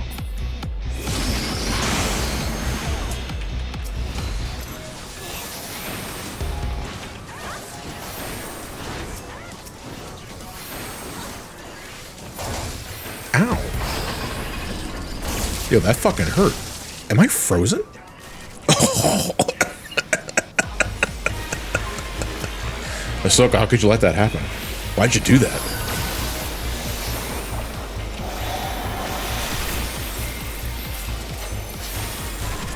Okay. Oh, don't die, Len.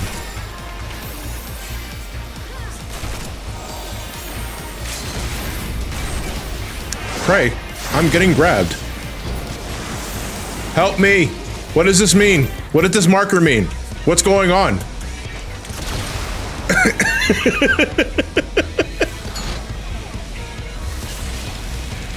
No, I got all the tanks. Oh shit. Block the hole. You guys got the hole, okay. Hold on, okay. Give everybody here nice ass. Oh my god, Editha.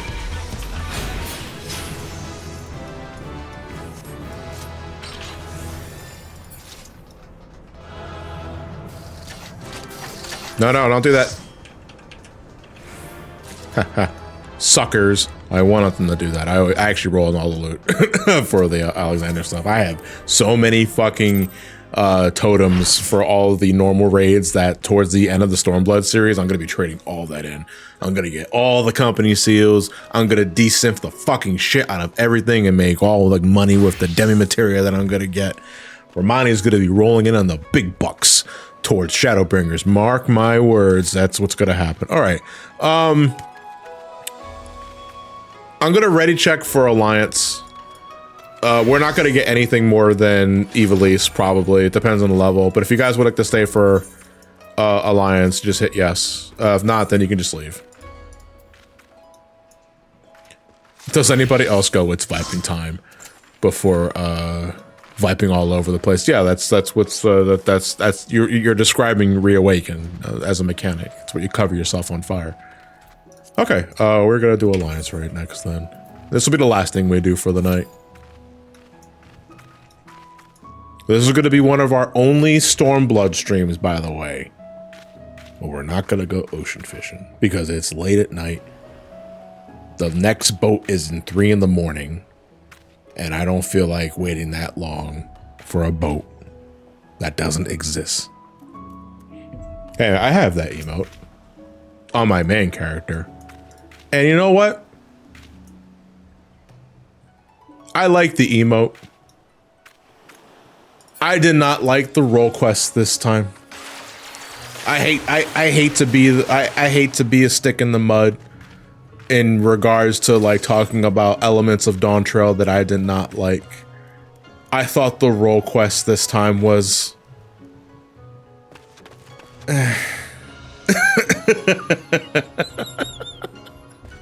so the emote that Mr. Plow is doing, this is I think it's the Pose of the Unbound. I think that's the name of it. It's the emote that you get by doing all the role quests available in Dawntrail, and then doing the final role quest that unlocks after you do all 5 of them.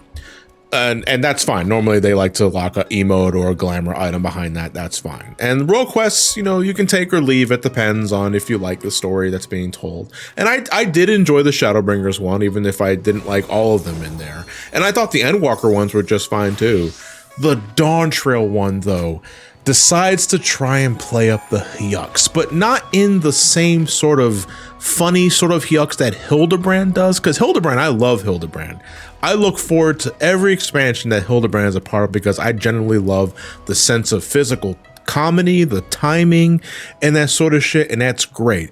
But they decided to try and also replicate that for the role quest this time, and folks, like, every role quest could be summed up as one joke repeated for 5 fucking quests. And after a point, it's like, holy shit, this is like this is some of the most unfunniest shit that I've seen in this game. Because comedy is a very subjective thing. Not everyone's gonna laugh at the same jokes, not everyone's gonna laugh at the same humor, but it's the structure of the jokes delivered that just left me with a bad taste in my mouth.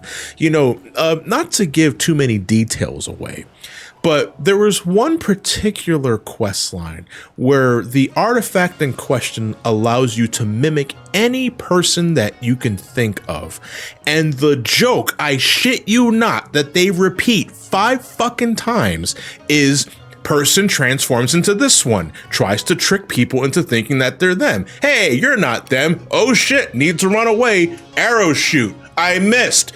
4 times we're gonna repeat that joke.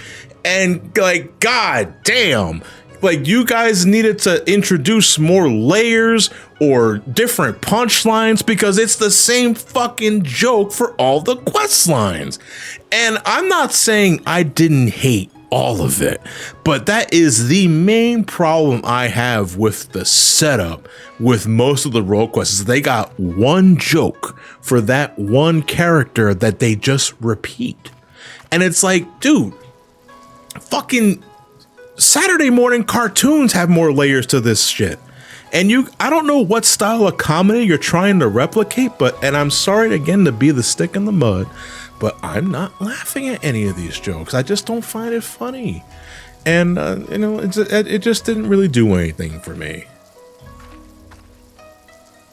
Imagine a major plot point being a fucking eye test, which, when you summarize like that, Lackwee, sounds fucking funny as shit.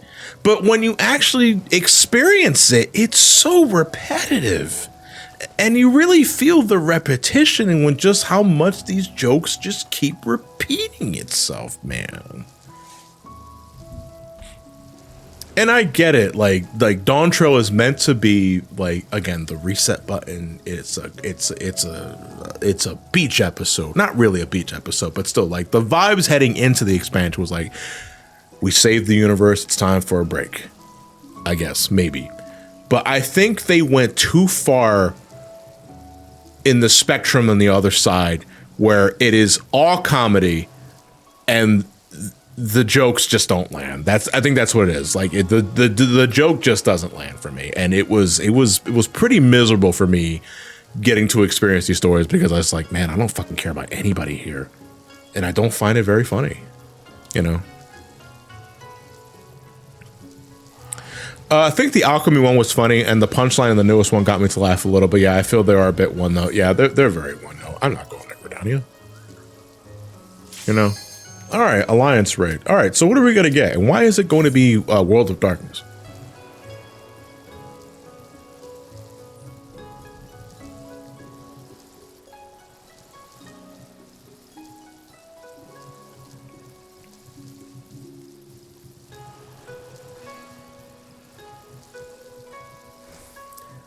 Here we go. It's going to be World of Darkness. Mark my fucking words. It's going to be World of Darkness. It's always World of Darkness with Ramani. I'm cursed. I'm cursed. Oh, Royal City. Huh, Evilise. The first one. This is fine. I'm okay with these turn of events. The funniest part is when they ask you if you learned anything during the quests about the main group, and you can go, no, that shit was all a haze, which was the choice that I made. That was the choice that I made. Honestly, I couldn't fucking tell you. There was something with a bird, glasses. I think there was a poison person or some other shit. I don't remember. Rocks. I also remember rocks. Rocks falling a lot. That's it. And it wasn't even that long ago. It was just like a few months ago when I did the last role quest that was currently available around that time. You know. Oh, it's just, the math one or the other one. This is the first one. Read Around a Lighthouse is the second one that has math. And that's my personal favorite of the Evilise raids because I just like all the bosses in that one, and the math robot will never not be funny to me. Dude, okay, so legit though, Hisoka, I will actually agree. The one that I did genuinely find enjoyable was the tank role quest one, where you got to, you were fighting the dude that was using the artifact to put people to sleep. And that sort of shit, because that requires you going back to the Vanu and Heavensward and using the sun drop dance to get them up. And that instance battle where you're helping the Vanu wake people up by doing the sun drop dance and that sort of shit. I thought that was really hype. I thought that I will agree. Actually, the tank role quest in Dawntrail is actually pretty good. Let me see here. Is anybody melee here? There's only one melee here, and it's Mr. Cloud. All right, so you get the balance, and Draha is tanking, so I'm gonna give them the cards, and then I'm gonna do this. Then I'm gonna give everyone that. Let me see here. I am going to give Hisoka the spear, and I'm going to pop these balls, because you should be popping these balls, because if you don't pop these balls, the ice skater will skate over them, and then they become ads for you to fight, and you don't want to do that because that's silly and cringe. You also want to absorb these puddles, because these water spouts don't shut off unless enough people are standing in them. We need more people to help stand me with this sort of shit. Xenon, I'm hijacking you so that we can solve this mechanic. Thank you. Do not, no, Xenon, no! 1 second, activating light speed, giving you all the cards. Oh shit. 1 second, there we go. I think, did we get the other one? There's an ice slave there. Here, I'm gonna take a heal. Gonna hero on aspect at Helios because I'm panicking. Gonna draw.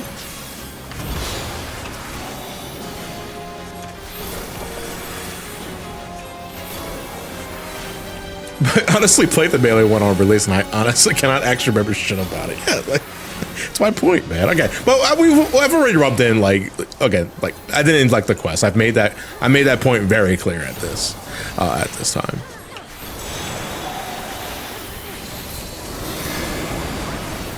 If you leave the boss, you're a coward, because of the way because of gear creep, I guess. These proximity AoEs, they do a lot of damage, but they're not lethal as much as they used to be. So you can still like retain like uptime. I'm gonna do this though. Yeah, see, we're fine.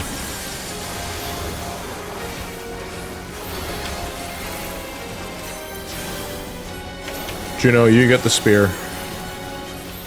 And Draha, you're still main tank, so I'm gonna give you the tank cards. How's it going, Kari? Good like catching me on the last thing we're going to be doing for tonight, because we did EUREKA earlier, and then we did most of the challenge log, and then I just got bored. I'm at 4 stacks. I need to fucking grab some bubbles. Okay, cool. Make sure you breathe your bubbles. If you don't, you're gonna die. Oh, he's already dead. What the fuck?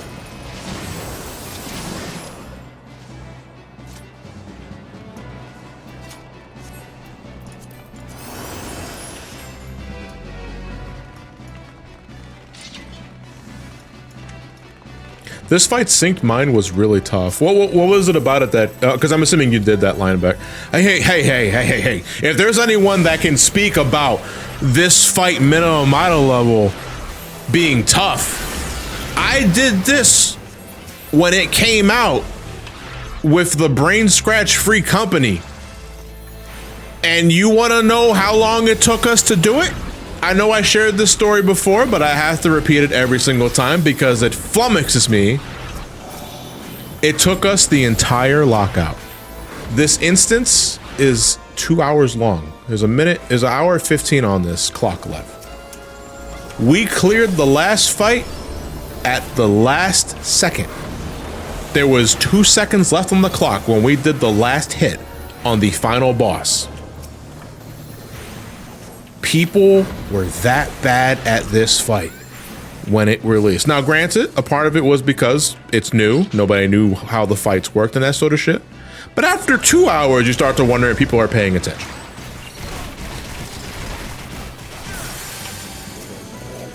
So I fucking know. But you're saying it was... honestly, was it the 8-figure cherry snapshots? No, Lineback, it was every fight gave people some shit to a different degree. This asshole coming up, actually, I think was the big choking point. Hash Brown? Okay, I think the guy's name is actually Hashmal. It's all 12 and tactics characters. But this dude on release gave everybody shit. We had a nickname for this guy. What is it? It's Hajmal, Bringer of Order. We called him Hajmal, Bringer of Wipes. Because people could just not fucking do this fight. They just couldn't. I'm gonna give you the spear. And I'm gonna give you the other tank cards.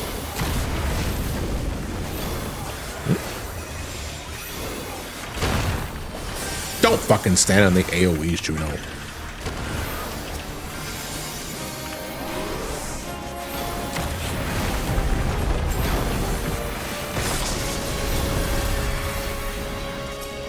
Gonna give you.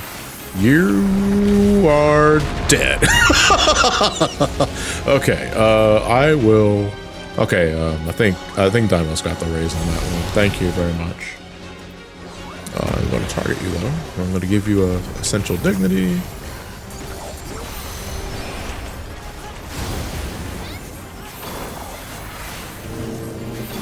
It's Earth Hammer. Only one this early in the fight, but you know, still, if you're too close to it, it actually does significant damage. Later in the fight, he's going to spawn 2 of them, and I think the max is 3. And if you're anywhere near them when they drop, you just fucking die. All right, people need healing, so I'm going to do an aspect of Helios that thankfully snapshot as I moved. And I got some cards, so you get a card. And this tower doesn't auto, so I don't think it autos. So I'm going to hold on to my tank cards in the meantime. I know they're not technically tank cards, they're defensive cards. But you're mainly using them on the tank, especially in like dungeons and like 8-man content and shit. I don't want to be Venn diagrammed in this, so I'm going to leave it around here. You know, no, the thing that I see trip people up nowadays when you get this for like an alliance roulette, as we're doing now, are the sand spheres in the second tower phase. No, actually, no, there's only one tower phase, I want to say. But if your DPS is too slow, sand spheres start spawning, and if people don't DPS them down, they explode, and then everyone just kind of fucking gets hurt. I think more than 2 exploding is lethal. That's looking right at me. I'm gonna move. Yeah. Oh, okay, never mind. I thought he jumped and did the cleave.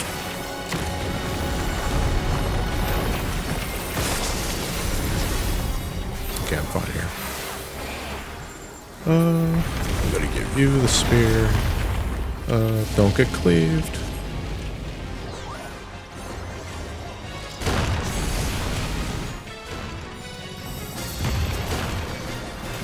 Wait, people actually see the side slice this day? Side slice in what way, Bazero? What are you talking about specifically? Because I'm blanking on like some mechanics.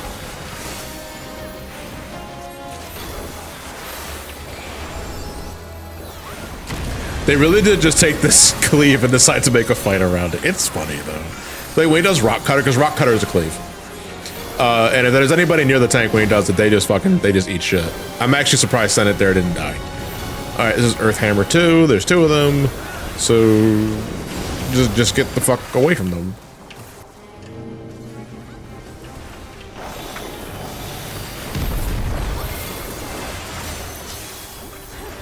Do this, and you get a card. What shot is taking this? No, it's Ares Lux is tanking this. Oh, and they're dead. Okay, cool. The one where he jumps to the side and cleaves the side of the arena with a fire blade. Yeah. Yeah, I mean, do people normally skip that? Because every time I get this fight in Alliance, I see that all the time.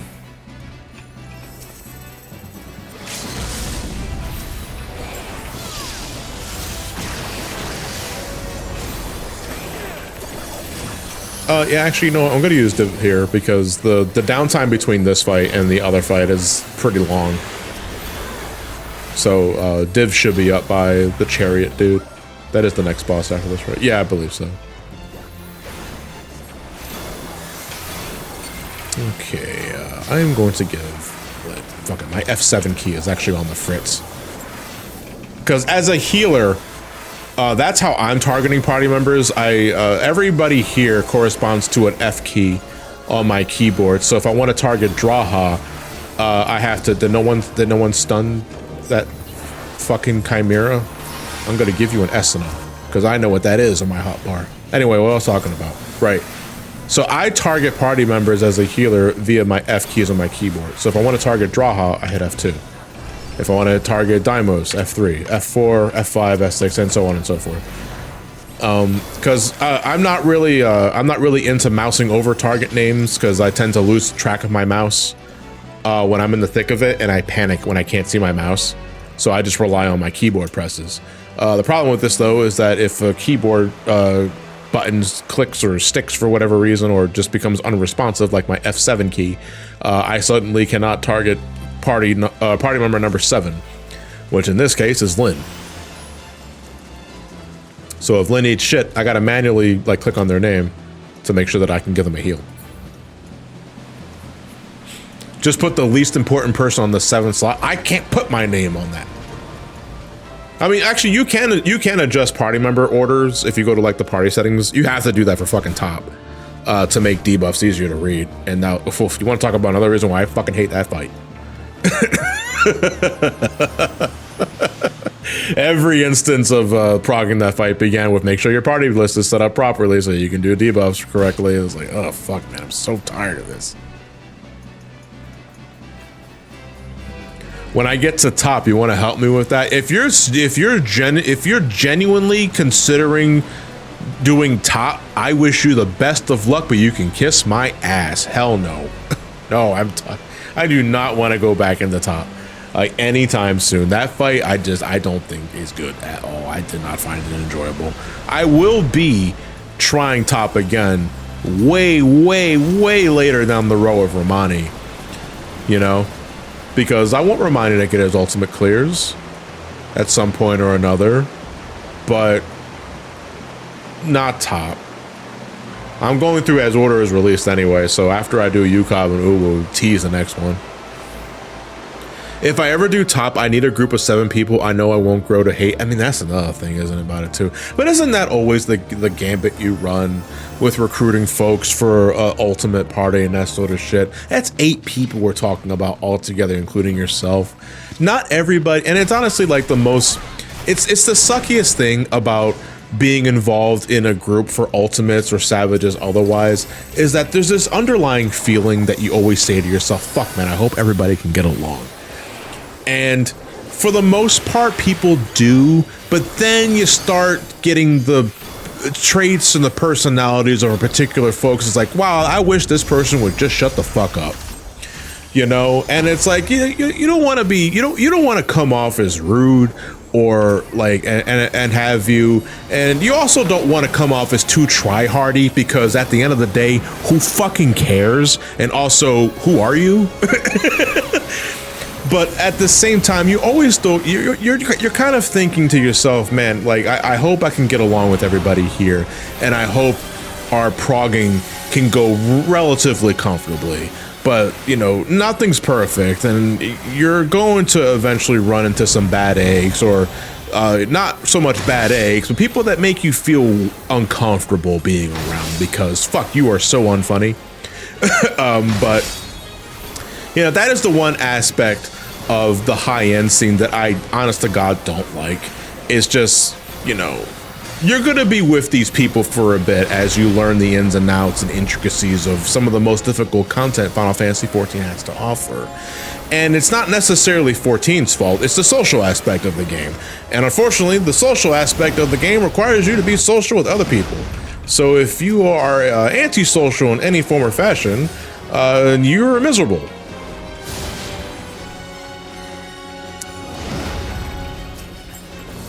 Speaking of ultimates, hold on, Car, give me a second here. We're gonna get some downtime here sooner rather than later anyway. All right, Lynn, here you go. I'll target you again.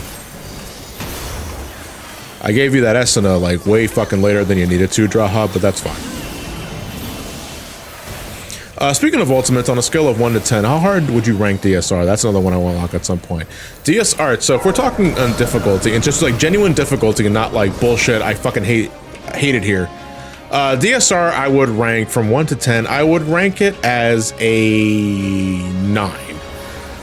But it vastly depends on what role you are bringing to that fight. If you are a DPS, I'd say it's an 8. If you are a healer, it is a 9. if it is a tank, and I say this with no bias whatsoever, it is an 11.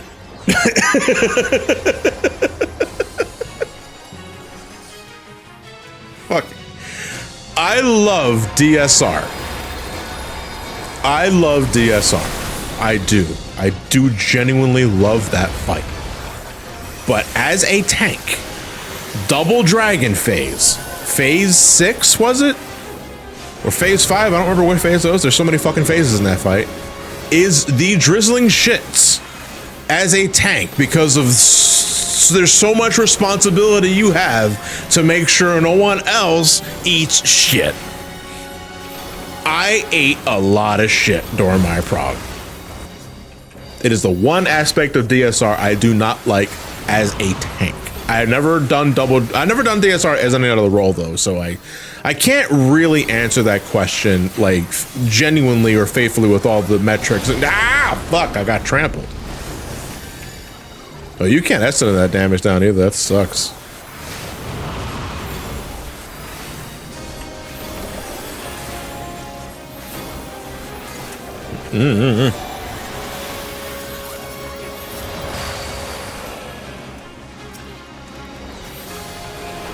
We're gonna skip Dark Chaos, right?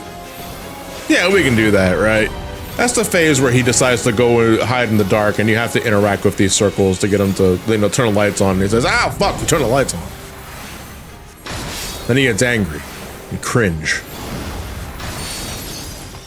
Don't hit the circles. Don't hit the circles. Don't hit the circles. Okay, I did not hit the circles. You did though. I'm gonna hit that. Yeah. Yeah.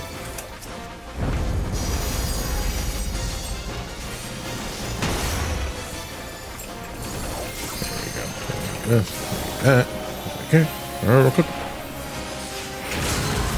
Pictomancer is a job that's overpowered if fights let you be because M4 doesn't really want you to. Yeah, I mean, Pictomancer being like the flavor of the month right now really just stems from Fru, because Pictomancer otherwise is just, you know, it's just another job compared to all the other DPS encounters you can, DPS roles you can, you know, try out.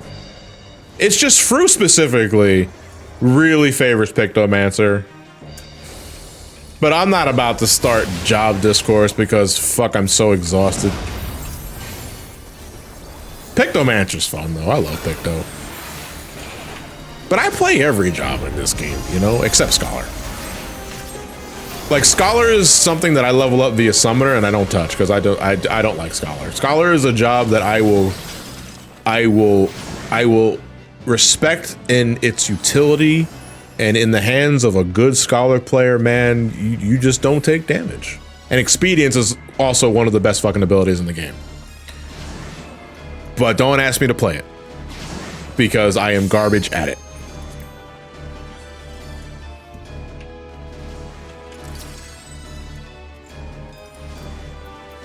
Do I have, oh, I do not have this card. All right, well, I'm gonna need that, because I will be doing some triple triad farming in Shadowbringers. Oh, this is a warning. Does Pictomancer have a chance of corrupting your account like it did your save file in Final Fantasy VI? That'd be some shit, but no.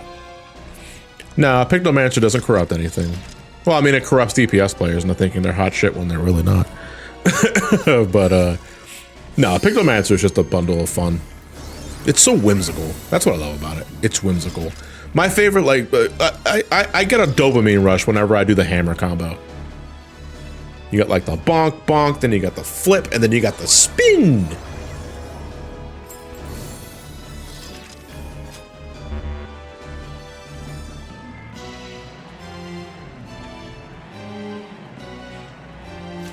But honestly, if you play FF logs, you're kind of a different person. I mean, okay, but you say play FF logs in quotes. I'm assuming you mean the tryhards that think a number on a website means it's indicative of their penis size. I mean, whatever. I've already said more time and time again what I think of people that actually put all their eggs in a basket with FF log bragging rights.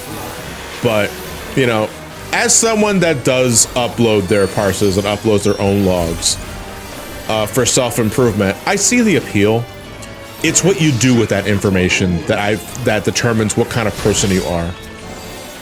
And most of the time, the people that I raid with are not the tryhards that are trying to get like their gold or their pink parses and that sort of shit. You know, sometimes we get a little lost in the shuffle, like fucking shit up for the sake of a parse, and that drives that boils my piss as someone who doesn't give a shit for the sake of trying to show off. But as someone that likes to use the numbers as a means of showing how I can improve, I see the appeal in that way.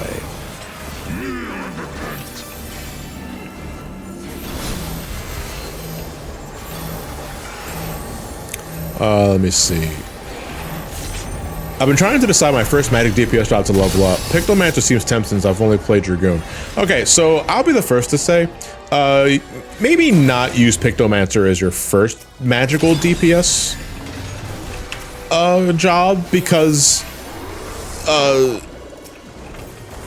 it's a selfish, let's say selfish DPS that it has Starry Sky as a buff, but I don't think it's as easy to get into as, say, Summoner and Red Mage. If I were to tell folks to have a caster of choice for like their first one, assuming you don't mind trying it out, I always tell people you try Summoner and you try Red Mage.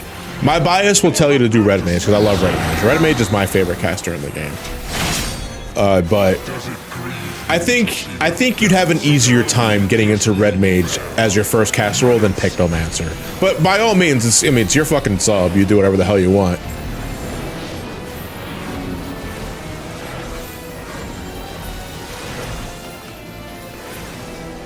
Miyu started as Black Mage. To be fair, Kari, Thaumaturge Black Mage until like level 60 is like the most nothing fucking job.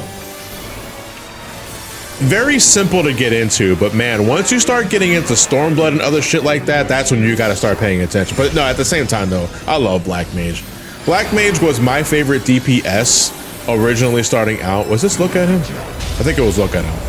Yeah, it was Look At Him. I'm so good at this game that I can do mechanics by sheer dumb luck. That's not indicative of actual skill. Deimos, I know that debuff. You're going through it right now. Oh, you're gonna self-destruct, aren't you? Hold on. I got you, buddy. Because you're gonna self-destruct soon. Yeah, there you go. Hold on. Swift cast. There you go. That's what happens when you get too many stacks. Alright, hold on. I actually gotta pay attention to this. Alright, so this is fake. This you have to do the opposite of this mechanic. So you don't want me to look, no, you want me to stay still. It was a play button, but because it was demon, that means it actually wanted to move. Alright. Hold on, I gotta play heal here for a second. I'm gonna heal in. I'm gonna give Deimos a regen. Then I'm gonna give Lynn. That was okay. So don't look at the boss. Don't look at the boss. Don't look at the boss. I do not perceive. All right, cool. I do not want to.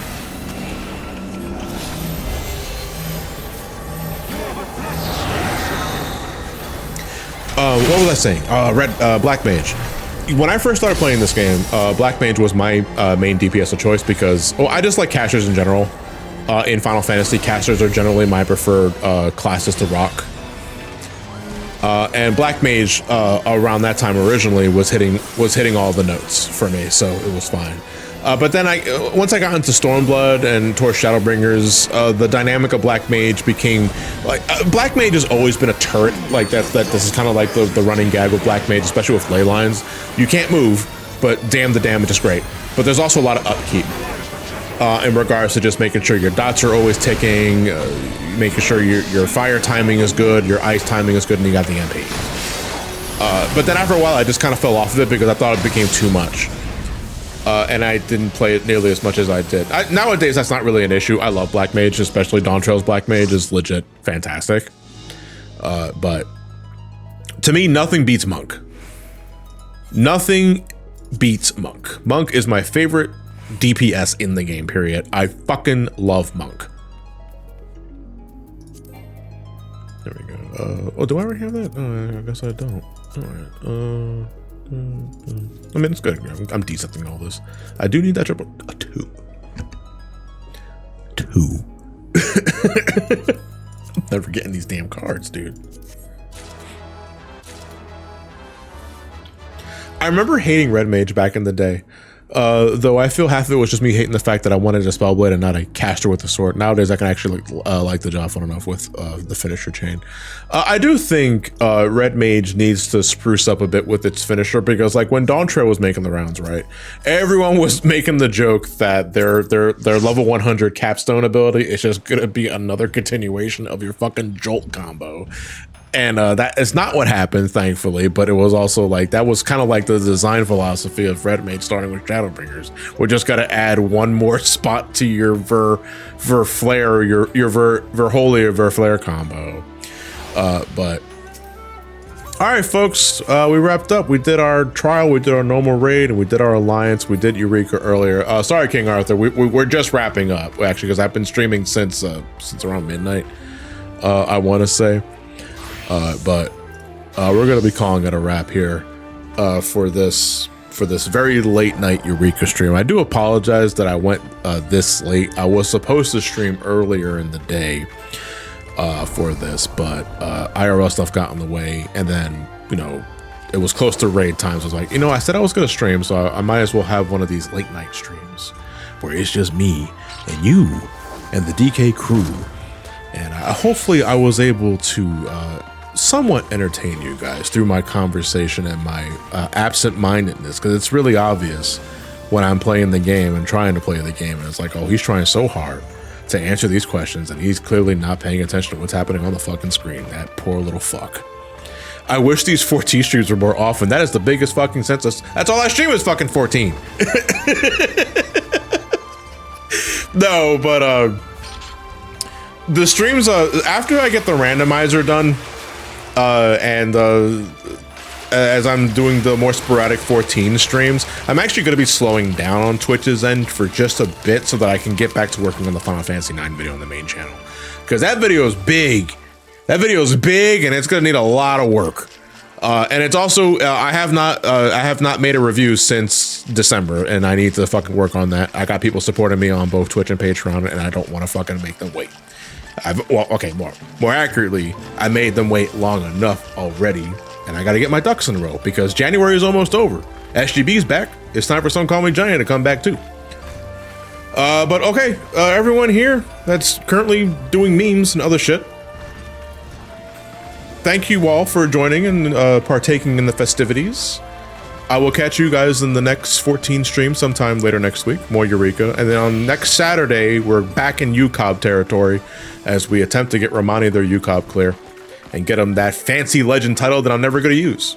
Because I think if you have a legend title above your head, you're a fucking loser.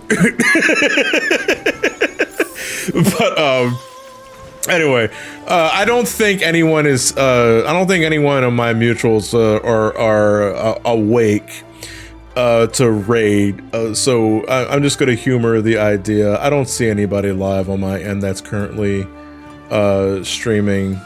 What? You telling me none of my friends are up at this time of the night and playing jokes on you?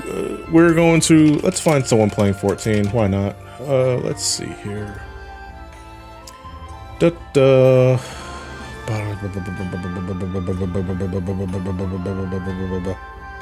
at all these VTubers with their titties out. All right. Let's rate someone with a low view count. Let's give them some love. How about we raid this one? I think they might be JP, but whatever. Rating comes in all languages. I don't have a raid hashtag, so just use my victory emote. That is also a universal language. I also love that emote. It's one of my favorites in the game. Well, in the game, what the fuck? In my Twitch channel. That's what I meant to say. All right, guys. Have a good night. And I'll see my community tomorrow for Sonic Rebel Blast 2 cart. I think I got that right.